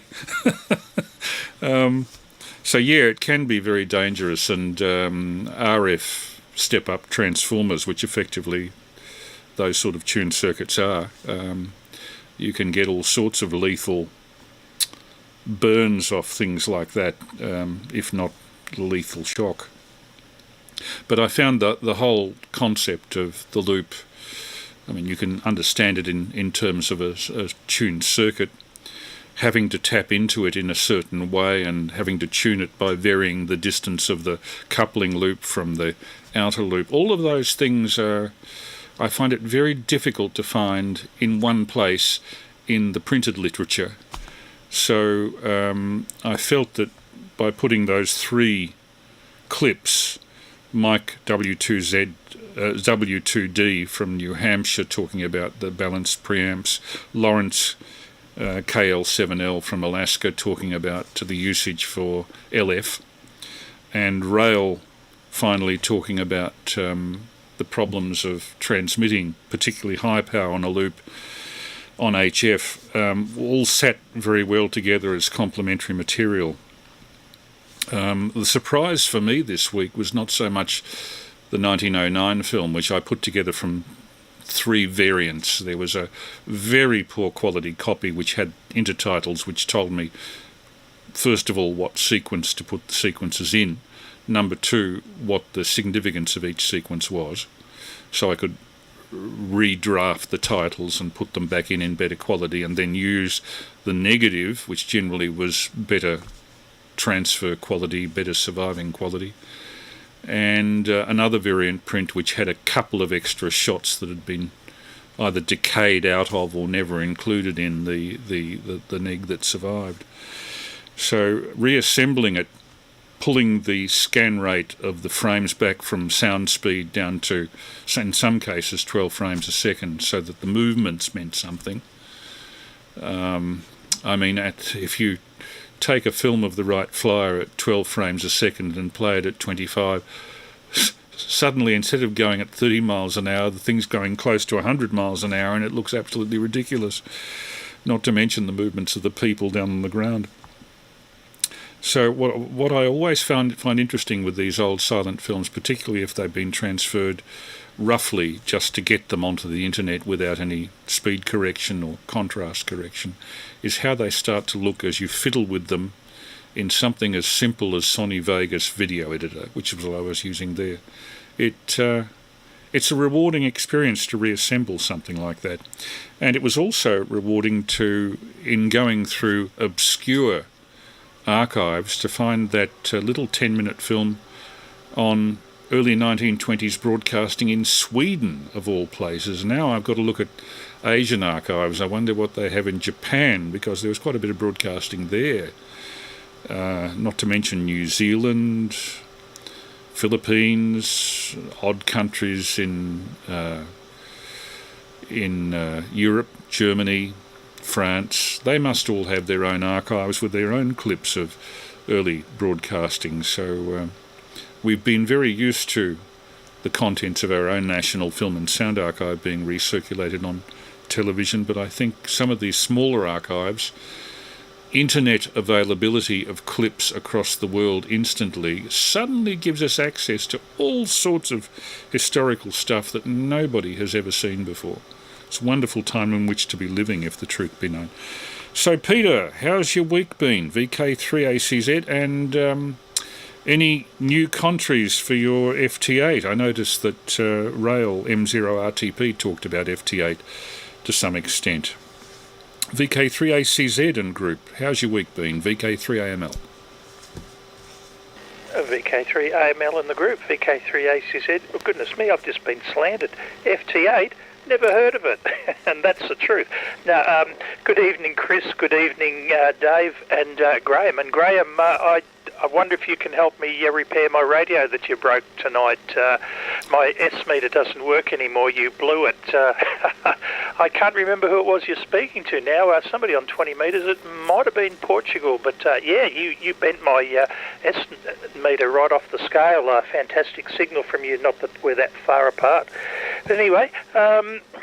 And yes, Dave, the diathermy, remember it well, putting the goop on that plate and sticking it up to under the patient's backside. And yeah, the little pencil type thing with the foot switch that was used for cutting and or sealing little mini bleeds and the cutting through the adipose tissue. But anyway, yes, it thought occurred to me that it was short wave or similar frequency, and I would wonder if it would interfere at any kind of a level with anything outside of the operating theatre. But there you go. That plane in the Smithsonian, yes, I saw it too, I believe in 2004. But my visit to that place in the Air and Space Museum was, I was quite disappointed because I went specifically to see Enola Gay, and of course it was in an annex 7 miles away that required a bus trip, so I missed that one. That's what I really wanted to see. I did look at the lunar module that was the spare in case Eagle didn't take off with Apollo 11. You weren't able to get inside it or look inside it, but they had a camera that you could direct yourself to have a look at the equipment inside it. But the 1909 film, Chris, oh wow, now that was the highlight. It just didn't get better than that. Seeing Mr. Taft and Mrs. Taft there wandering around in the film too. Thank you so much for going to the effort to restoring that. I mean, not seeing the original, but I'm sure that it was a big improvement, but even just showing it to us tonight was great. The KL7 Lima, I got excited for a moment there because I worked at KL7 in Wasilla, Alaska during this week on 20 metres, but it was, where is he? HRN.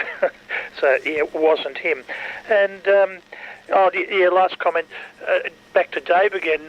So you picked up the great bat flu.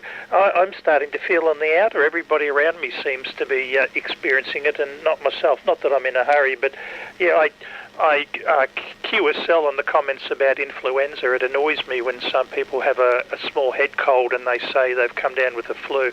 No, when you're so sick you're worried you're going to die, then you might not. That's influenza. But anyway, great week for DX, Chris. Started today even with 2 contacts to Santa Barbara on California on 10 metres, and it just got better than there. Had a whole heap of contacts into England on 20 metres. 15 was absolutely chock full of JAs, so I only worked one there, but getting back to the old days where JAs were all you heard. But enough waffle for this over. Oh, one last thing. I made a nice 2 metre contact down as far as Portland on Monday morning. We had some great tropo going. 2 metre sideband. That was a lot of fun. My 10 element Yagi up in the air finally came to some good use. Enough waffle. Back to you, Chris. VK3AML in the group. VK3ACZ.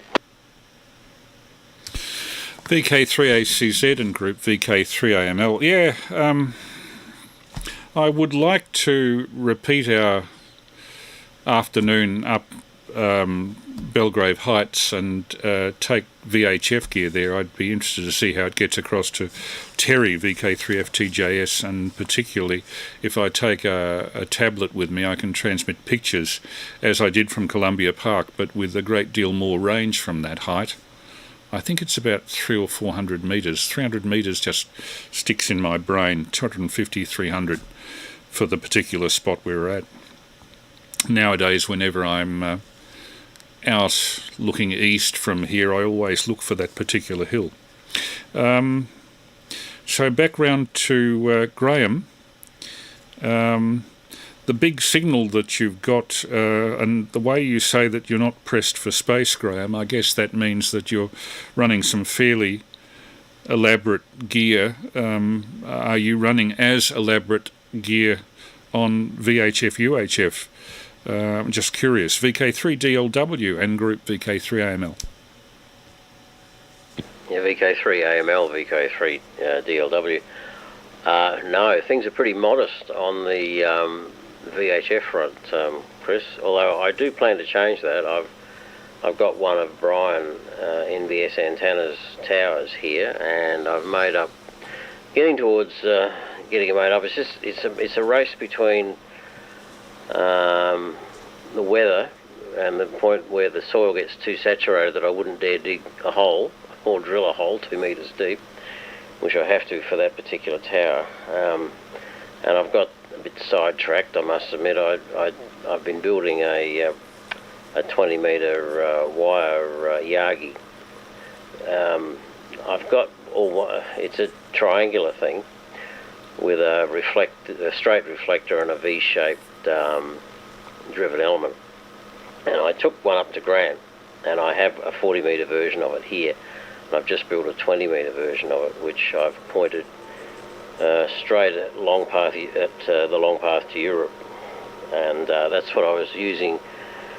I think the first contact I had on it this afternoon was CT1 DQV, which was in Portugal, and then a couple of Italian stations. It was, by the time I'd adjusted it and got it back in the air, it was sort of on the tail end of the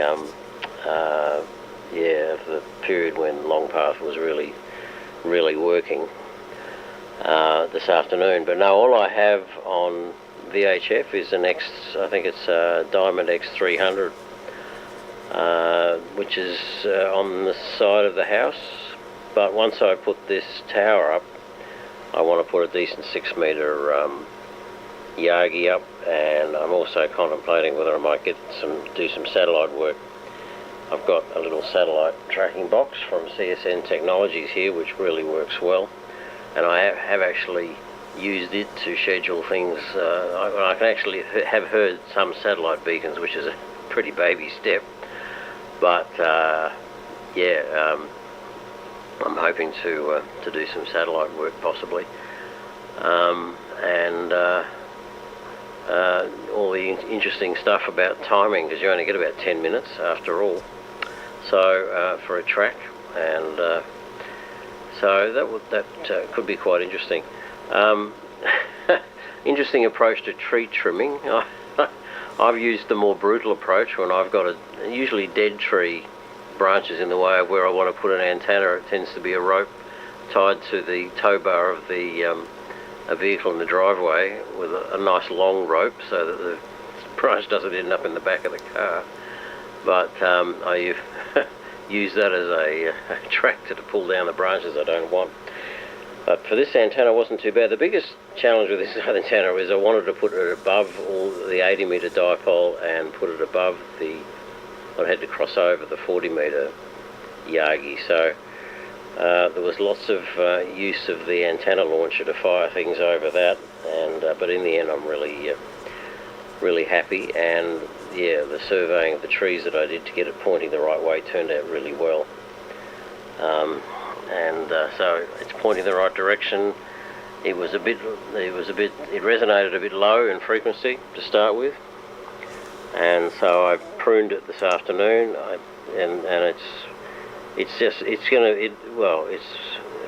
It gave me heart failure initially, because when I put the antenna analyzer on it, it looked like the resonant frequency shot up to 16 megahertz, and I thought, Nat, what has gone wrong? Didn't seem to be obeying the laws of physics. Anyway, so I thought, oh well, I was just going out making plans about how I was going to adjust it again.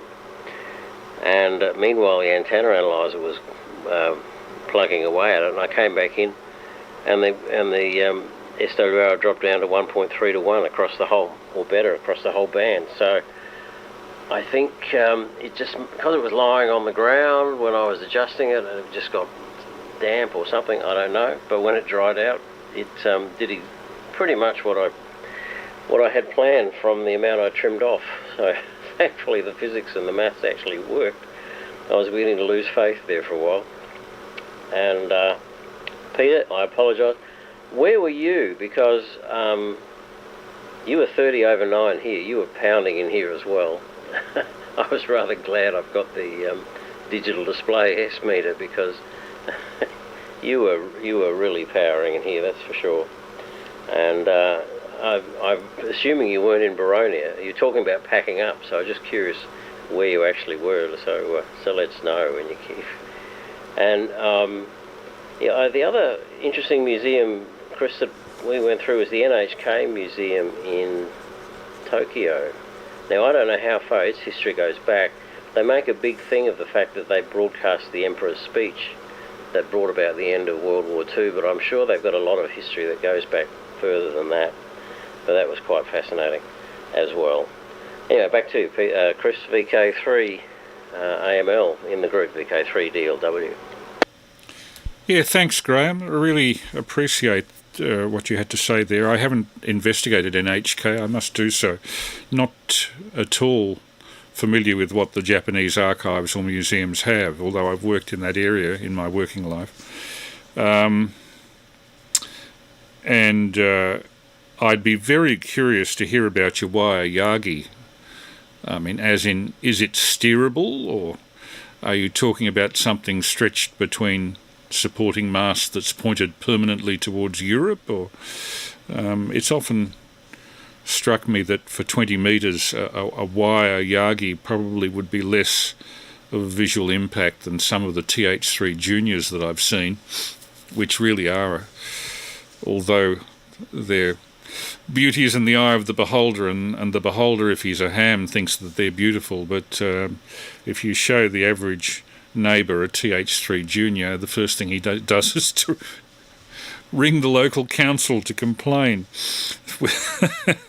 Anyway, with that, I hand it over to Dave, VK3CG.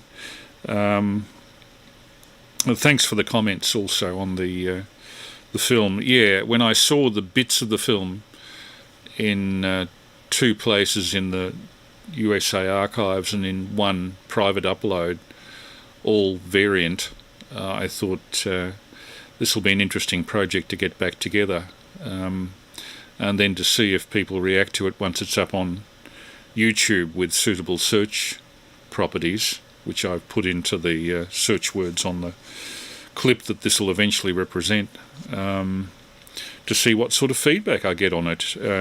Certainly the fact that that very aircraft, that 1909 Wright aircraft, was donated to the Smithsonian in 1911. It's not the same as the 1903 first plane to fly. I think that's also in the Smithsonian. But as I understand it, the military aircraft that you saw running in that film for the first time is the most complete in terms of its originality of any of the Wright canard-style biplanes that are surviving in public collections, including the Smithsonian. Round to you, Dave, VK3CG, and I'm sorry to hear that you got the lurgy, and I presume that you've had all the jabs and the boosters, so that presumably you're getting a mild version. VK3CG, VK3AML and group. Yeah, VK3AML and the group, VK3CG, yes. Oh yes, look, I'm sure that's it. Really, we both had sort of 4 doses now, so it really was a relatively minor thing in that sense. So very good follow-up through health department though, in terms of getting my messages every day and questionnaire to fill in every day, and then a phone call from one of the sort of nurse support people, which was fine. I mean, it was as expected in many ways, and volunteered for some sort of research thing as well. It was sort of inevitable. So many people have been going down with it in my sort of circle of people in the sort of work side and the choir side. One concert, which was tonight, went ahead, I think, but lost quite a few people. And the other concert, unfortunately, has had to be cancelled because just, a large number of people got infected, and I suspect that's my source, really. I remember there was a thing saying, I think there's some reference on one of these medical websites saying, if you haven't had COVID by now, you haven't got any friends. Well, I mean, I take the point, but they weren't probably referring to people with a radio hobby in that sense. But there we are. Fascinating. I mean, I as I said, the work on the plane was extraordinary. I think it always interests me, those frame rate issues, because it's almost become an archetypal thing. Well, because people are moving fast and jerkily, that's just how it was. And of course, it's all, as you say, it's all these different formats that were used, and then and people, when they sort of show it, almost I think allow that to happen to reinforce the fact that it's sort of vintage material, which seems a little bit pointless to me. So thank you very much for the for the work you've done in that sense. It's obviously very important. Yeah, the old diathermy equipment. Yes, I had a couple of friends of mine who would be looking around desperately for the old diathermy sets from operating theatres and things, and there were quite useful things inside them, because of course these things were built to be very robust and and very reliable, and so were usually extremely well made, and were accordingly therefore had some very useful salvageable items within them, if not the fact that you could probably rebuild one and make it into a transmitter anyway, which is essentially what it was. Certainly they were highly sought after by various people at various times. Yeah, unfortunately not really set up here for much in VHF, and as they just got a diamond collinear just on the side of the house, just poking above the roof line. As it's a metal roof, that is not terribly helpful. But we're having some work done on the roof, so I'm going to try and see if I can get somebody up there to put a chimney kit up and see if I can get a small mast and put something on the chimney stack, because I think that will work quite well. I mean, well clear of the roof then. And then the issue becomes, do I put a Yagi up? And that's just a question of what the weight and what sort of things are useful. So ideas on that will be gratefully received. And yes, I understand your issues, Graham. It's nice having a bit of space and you can put things up. And yes, certainly wire Yagis. If you've got the space and the trees, that would be certainly something that's well worth considering. And certainly for sort of orientating that sort of stuff for a long path, Europe or US or whatever, or some phasing arrangement, will be a really interesting thing to do. I was wondering whether the cross phasing and the loop and the wire thing would be something that Peter, you might be thinking of in terms of your local QRM, but there might be alternatives to that one. Anyway, back to you, Chris. VK3AML and the group VK3ECG. Yeah, interesting points. Quite a few of the more advanced software-defined radios, like the ANAN, have a vectoring scope that allows you to vector out interference if you've got your main antenna and then a sense antenna, and then you move a spot around a circle until you get rid of the noise. It's HF communication as a result of software-defined radios is becoming rapidly more sophisticated, more controllable.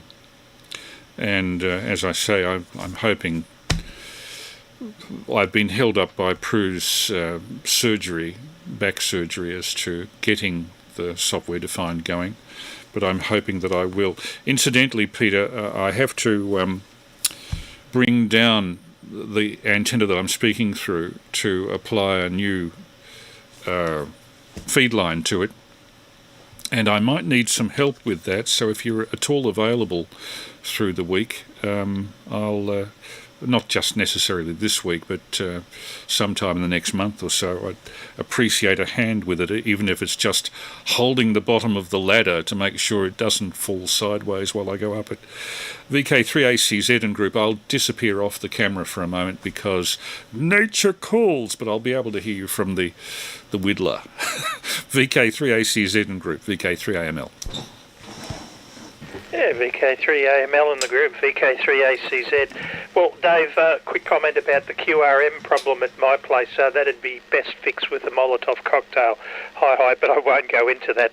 And I definitely laughed when you said that about if you haven't got the Chinese sniffles, so you got no friends. That's a very good one. Chris, I'd be happy to help you out with any construction works to do with antennas at your place. The reason why is that I'm around the corner every day anyway, because I'm visiting that lady at Peter James Centre, helping her with one feed per day. And yeah, so it'd be pretty easy for me to I could almost walk to your place from Peter James Centre. So that's a given. Just let me know when, and I can help you out. As I said, I'm there every day. And the other thing, I'm hoping that Prue was improving too. You mentioned going up the hill there to Graham, I was at South Belgrave this evening with you bashing my signal strength meter high. And good to see you getting out there amongst the DX2. But anyway, there's a VHF-UHF field day coming up, Chris, and I'm looking forward to getting my little QRP radio, the 818, and I've got a short mast with a 5-element Yagi that I want to put on top of it, and I'm going to sit on a hill somewhere and make a few contacts. I'm not really into contesting. I don't think I'll ever do that, but I certainly like to give out numbers to a few people, and I had a bit of fun at the last one pointing a beam towards Traralgon and speaking to Ralph. I've forgotten his call sign, but I think he's pretty famous down Traralgon way. Spoke to him on top of Mount Tassie from here, so that was a bit of fun. And so if you'd like to meet for a afternoon of VHF with that equipment, that'll be fantastic. Back to you, Chris. I hope you're back from your nature call, VK3AML in the group, VK3ACZ. Yep, fastest draw in the West, and I won't elaborate on that. And I washed my hands. All very, very quickly. Yeah, I'd be interested in that VHF-UHF field day. You might consider, Peter, for VHF a better spot, perhaps, than Belgrave Heights would be One Tree Hill, which, looking at the height, it's almost twice the height of the hill that you normally go to. I don't know what the local interference would be like, and certainly I have the extendable caravan pole that gives me quite a bit of height that I can. It folds down sufficiently that I can carry it on buses. I have carried it to Columbia Park a couple of times for 3FTOM's field days. So, yeah, be very interested in that. What else now? Phasing arrangements, diathermy. Not much else to add. Ralph from Traralgon actually was, if it's the one I'm thinking of, I just can't remember the call sign, he was one of the shore station people for our light beam contact from Deal Island to Black Warry in Gippsland. He was at the Black Warry end with Chris, VK3CJK, I think, Chris... can't think of his surname, from Maui South, and he was with Ralph on that occasion. So last time I spoke to him was via a beam of light from Tasmania. Funny to think about it that way.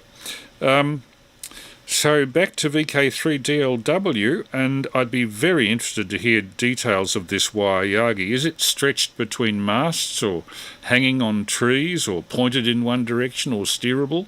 Or what exactly? And it's intriguing thought that there may be some inductive way, perhaps, of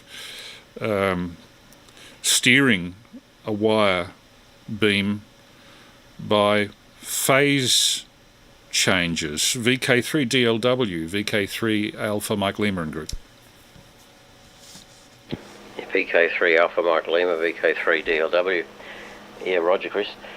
Well, no, this particular one is not serial. I have seen techniques where folks use lumped capacitance to with the 3-element wire Yagi to basically steer it in 180 odd different directions. But this one, well, the thing I like about it is that it's because it's triangular, it's a rigid shape. So the thing that always bugged me about wire Yagis was getting the element spacing right. And other than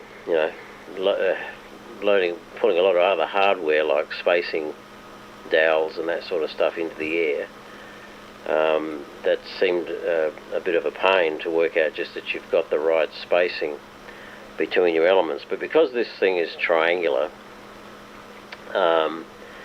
you just have to find the right 3 trees, which is the case in my instance. So I've pressed the willow tree, which has now got 3 antennas attached to it, and 2 new trees that I hadn't used before for antennas.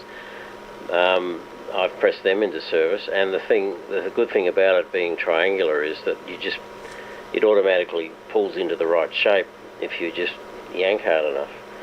So, and you can adjust it a little bit, but I basically set it up.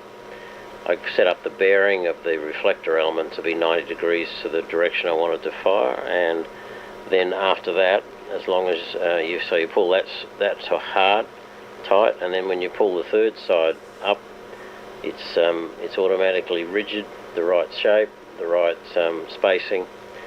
It's a QST design. I've done quite a bit of analysis with it. The 40 meter version here works pretty well. It's got a better than 1.5 SWR. I then built another one which I took up to Grant nearly 2 years ago now, which I tweaked a little bit, and that one works even better. And this one is the 20 meter version, so it's about half size. In fact, it's surprising how much smaller it looks than the 40 meter version, probably because I've actually put it up higher. It's probably a good 30-40 feet by the time we'll put it this way, I think I've exploited the height of the trees to their maximum extent. I've got better with the antenna launcher, and I can actually exploit most of the trees to their full height now. But the complicated thing was, it has to cross over the 80 meter dipole. Part of it, one of the support lines had to cross over the 40 meter Yagi, and then when I pulled it into shape, I thought, the feed line's got to be the other side of the 80 meter Yagi, so I had to fire another line over that and then pull the feed line over that. So every time I thought I'd finished having to fire the antenna launcher, I found another reason to use it. But what I find is it's surprising how much smaller things look when they're up in the air. And particularly when you see stuff like insulators off power lines, you look at them on the ground, they look like monsters. They look a lot smaller in the air. So I think the worst thing you can do is let your neighbour see your antenna while it's still on the ground. I think you want to hide it until you get it up in the air. I have got a TH3 Junior, which I've got to recondition. I've got all of the nuts, the new fastener set and the seals from High Gain there to do it, and I might well put that on this NBS tower. I'm not sure. It just depends on what I think it's capable of once I set it up. I still have it. I did have a TH6 DXX, which is a 6-element tri-bander that I had up at my parents' place many years ago, as you can imagine. And that seemed, when it was on the ground, it seemed to take up the whole of the yard pretty much. But once we got on the air, it looked a lot more reasonable. So I think that it's just surprising how much smaller things look in the air. And yeah, we must have no friends. I think, Dave. We've managed not to catch it. I think through, let's see, three of our offspring have had it go through the family. My daughter, her spouse, caught it. and they live in a one-bedroom apartment, but my daughter didn't catch it, so it's all pretty unpredictable. I don't see how people isolate in a one-bedroom apartment. In fact, they said it just wasn't practical, but she didn't catch it for whatever reason, so I don't know. And, well, South Belgrave, you're probably no more than 2 minutes away from us, Peter, so I'd be interested to know exactly where in South Belgrave, because we're at 230 metres here. As Chris points out, One Tree Hill is a lot higher than here. It would really be a good... In fact, it's an obstacle from here. I've forgotten who it was we were talking to one night on this net, and they were at Riddles Creek, and I think we concluded One Tree Hill's right in the way. There's a version of Google you can get that actually will do land profiles, so it would be interesting to check just whether that's the case. But yeah, I think it's a good 100 metres high. When we go to the top of Maskell's Hill here, we're always looking well up towards One Tree Hill and Ferny Creek, which is usually shrouded in fog in the mornings, or more often than we are, but we are quite often as well. So yeah, it would be, if you think Belgrave South's a good location, I reckon you'd find One Tree Hill would be most excellent. But yeah, I'd be curious to know exactly where. And yeah, look, yeah, FT8, I find I don't work stations on FT8, but what I do find is it's useful to work out which paths are open. So, and how well an antenna's working to a particular area. And yeah, Chris, I did deliberately point this one Long Path Europe to make the most of the ionospheric conditions that are prevailing in the afternoons at the moment and into the evening. The 40 metre one points short path to the US. With hindsight, I might have pointed that Long Path Europe as well, but it's going to stay where it is right now. And yeah, so and yeah, I'm happy to share the design details, and I'm happy to share the analysis with you, Chris, that I did, because the guy who designed it built it for the low end of the band, so I had to adjust it for the high end. So I've got it as built for 40 metres, and I now have information about as built for 20 metres. So I'm happy to share any of that information if that would be useful to you. I will make this a final. I really need to go to bed. I need to be up at some sort of reasonable hour in the morning. Thank you once again, Chris, for the films, all of the information, really valuable. I regret not having joined other nights, but hopefully I'll be more active and more involved from here on in. And we'll catch you further down the log. I will listen for a while, but I will make this a final. VK3AML in the group, VK3DLW signing, but listening for a while and saying 73s. Cheers. Just before you go, Graham, you mentioned several times going to Grant. Do you mean going to VK3HP, or is there a place called Grant? Back to you. Oh, sorry, it was the Grant Historical Area, which is in the high country above Dargo. This is one of Jim's camping adventures, if that explains it. Ah, right. Okay. Jim's camping adventures here. Many times Jim and Peter have actually invited me along on that, and I'm afraid I'm of an age and of a comfort appreciation level where I make a rule. The rule is no shower, no toilet, no interest. I made an exception for Deal Island because it was a specific thing I wanted. It's a specific place I'd always wanted to see, and a specific thing that I'd always wanted to do Victoria, Tasmania with speech, light beam. And we managed to achieve both.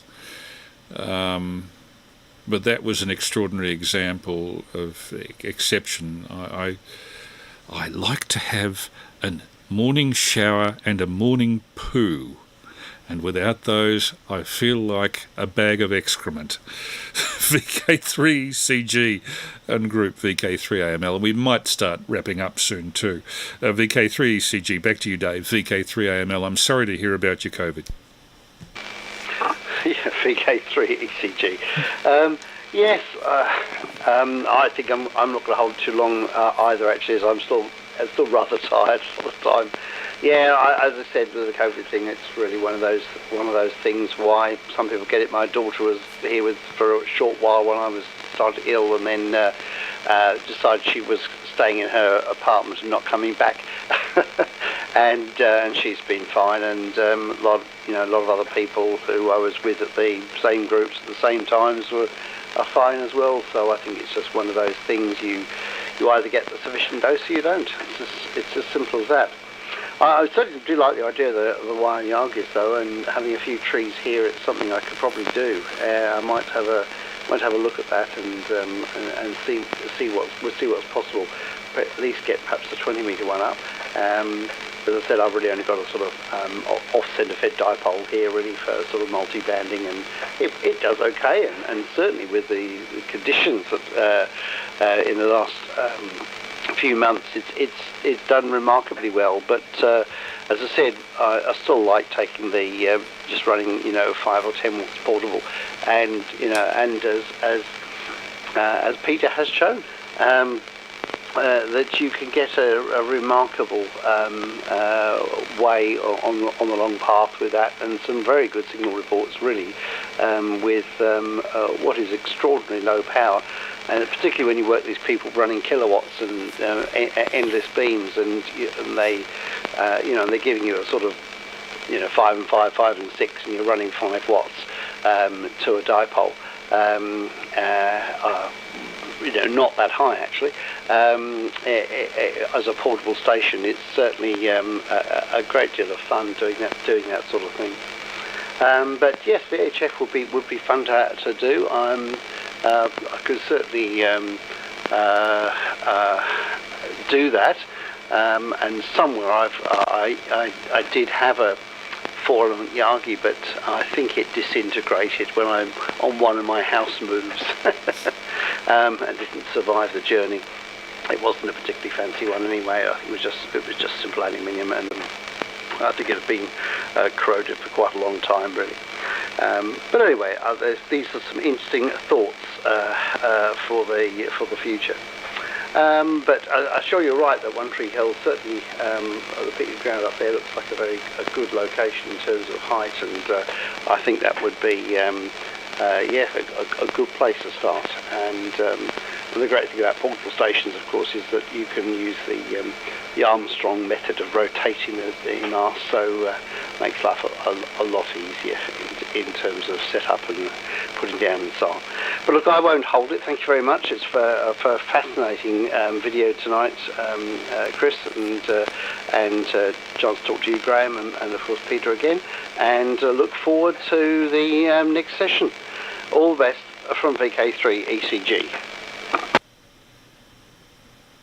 Thanks for that, Dave. Really appreciate you coming up, particularly as you had the COVID. You must feel a little bit... I know that people recovering from it feel tired earlier than most. The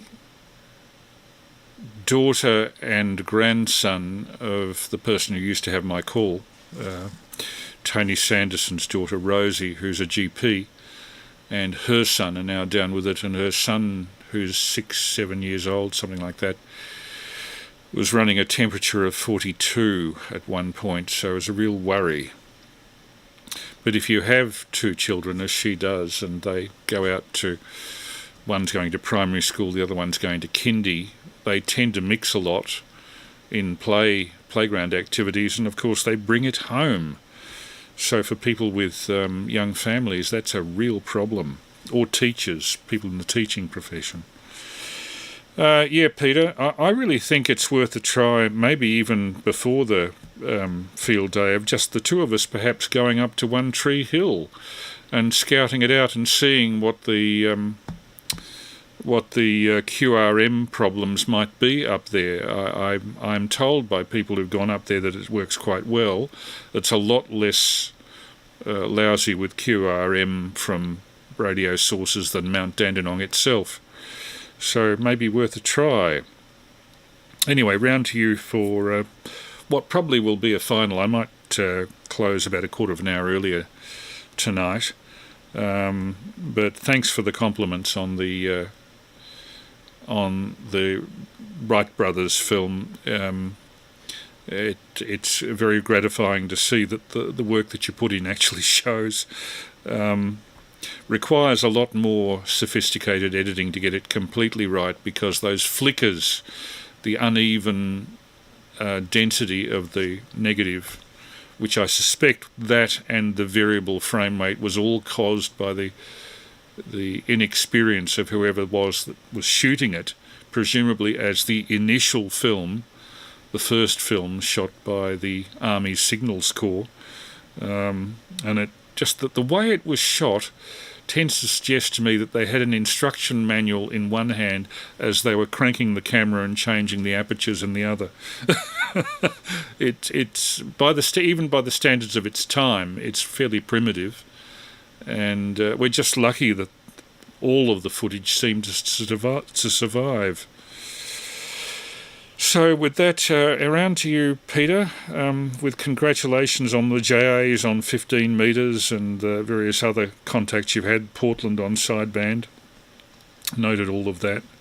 And this wire Yagi sounds good. By the way, did your hilltop rope survive in the local tree? I think you said something last week about somebody had vandalised it. VK3ACZ group, perhaps for a final VK3AML. Yeah, VK3AML in the rapidly diminishing group, VK3ACZ returning, and 7-3 Graham, 7-3 Dave. I had a question for Dave about another question about the English call signs, but that can wait till next week. My fishing line leader to haul my 20-metre flower pot up was vandalised somewhat, but that's all right. When I appeared there, I had a fishing sinker, a good size one with me, and some good nylon rope.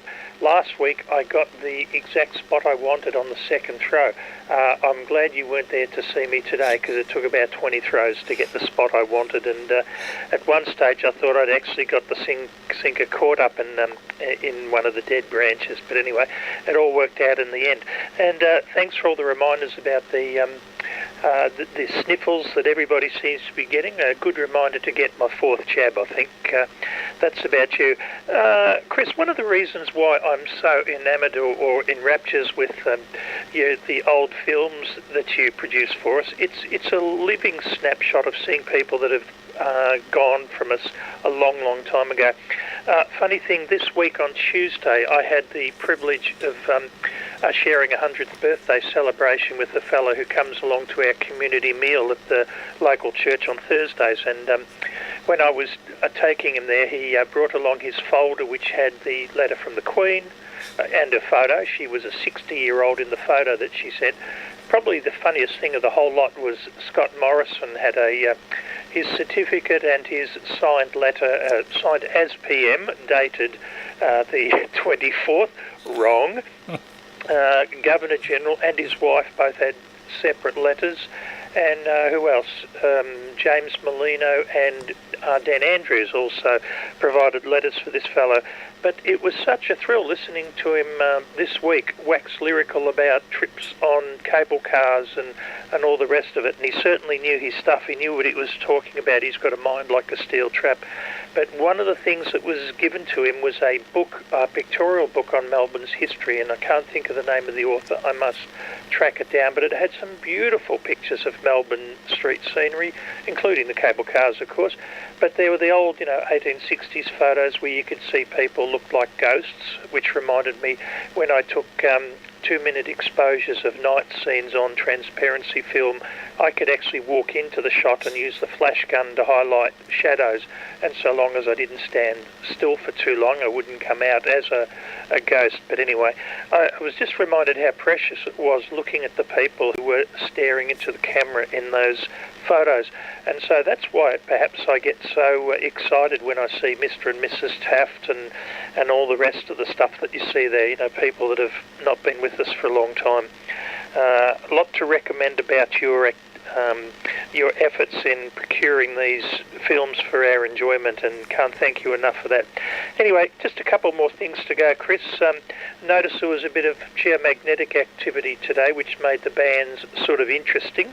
I say interesting because seemingly suppressed, but there was still, 20 over 9 stations to be worked at, and not just Graham up the road, hi.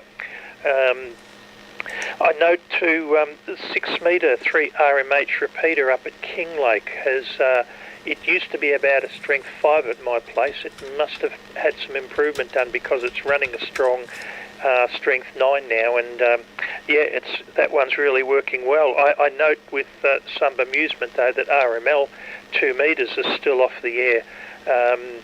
I gather you didn't have your EasyPal meeting on Thursday night because of it, or maybe you picked another repeater. But anyway, them's the breaks. Now, what was the last thing? Oh yes, we'll be most interested to try out One Tree Hill. I think the microwave dishes and all the rest of that stuff is back a bit further, isn't it? It certainly doesn't have the 50 kilowatts out of all those different transmitters for TV and FM broadcast and all the rest of it. Yeah, I'd be quite interested in giving it a go. And give us a shout when you want somebody to hold the ladder, because as I said, I'm at Peter James Centre almost every day. Won't be Tuesday because I'm having a tube stuck down my throat, and I'm hoping they don't get the one mixed up with the one that goes in the other from the other end, from down south, hi. But should be right, but anyway, most other days other than that should be good. Anyway, thank you again for what's your usual high-quality broadcast, and we'll just already start looking forward to the next one. We're off radio camp on the 6th of the 6th of June again. 3 Angry Man Now and a few of the other Sherbrooke guys. And, the VHF UHF Field Days, Saturday the 25th. Keep that in mind if you'd like to come up and play radio, because I definitely will be giving it a go. All right, 7-3 Chris. Have a great week, and look forward to catching you before too long. VK3AML, VK3ACZ. Thanks very much for that, Pete. And yes, I'd be interested to give it a try whenever. And I'll contact you by email about when I get the coax, he said, dragging it out. The coax all fitted up with its connectors, which have been sitting on my bench for the better part of 3 weeks. I've got to pull the digit out and get that done as soon as there are a couple of dry days. And Prue's situation, me supporting Prue, has been this thing stopping me for the last few weeks. And may I finally say to Mike W. Whiskey Uniform 2 Delta, to Laurence KL7L of Alaska, and to Rael, particularly M0RTP, I'm deeply indebted to you people allowing me to use this for this ham radio live stream so that we have something to discuss of solidity after the 90-odd minutes that I run each week of video material to get a conversation started. The art of rag chewing seems to be slowly dying, and I'm trying to find some way of kicking it back up on a Saturday night when most of us oldies are in and not at nightclubs. So I'll give one final call. Are there any other final calls that would like to call in before I close? VK3AML, standing by.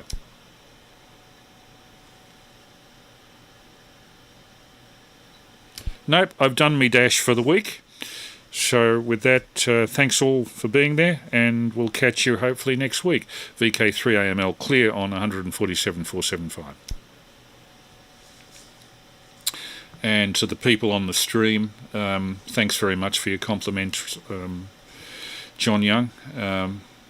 Glad that the aviation film had some interest. I have an Australian aviation film shot in 1950 talking about avionics and the usage of the the aeroplane in Central Australia, particularly to run at some future date, plus some material on over-the-horizon radar and Omega, which I think would be worthwhile for a ham audience. And with that, I'll wish everybody who's watching on the YouTube live stream, I see there are 14 watching at the moment. We did have at one stage 24 watching simultaneously, which is a reasonably good effort, and we've had a total of 74 views for the evening, with an average view duration of 38 minutes, which is pretty good going as these live streams go. So with that, until 9:30 p.m. next Saturday night, thank you very much to the people that were responsible for the clips that we ran. I hope you don't mind in any case, and that it all goes to a good cause, namely kicking off the cause of rag chewing in Melbourne. This is VK3AML in Melbourne, Australia. Now, if I can find the right button, terminating the live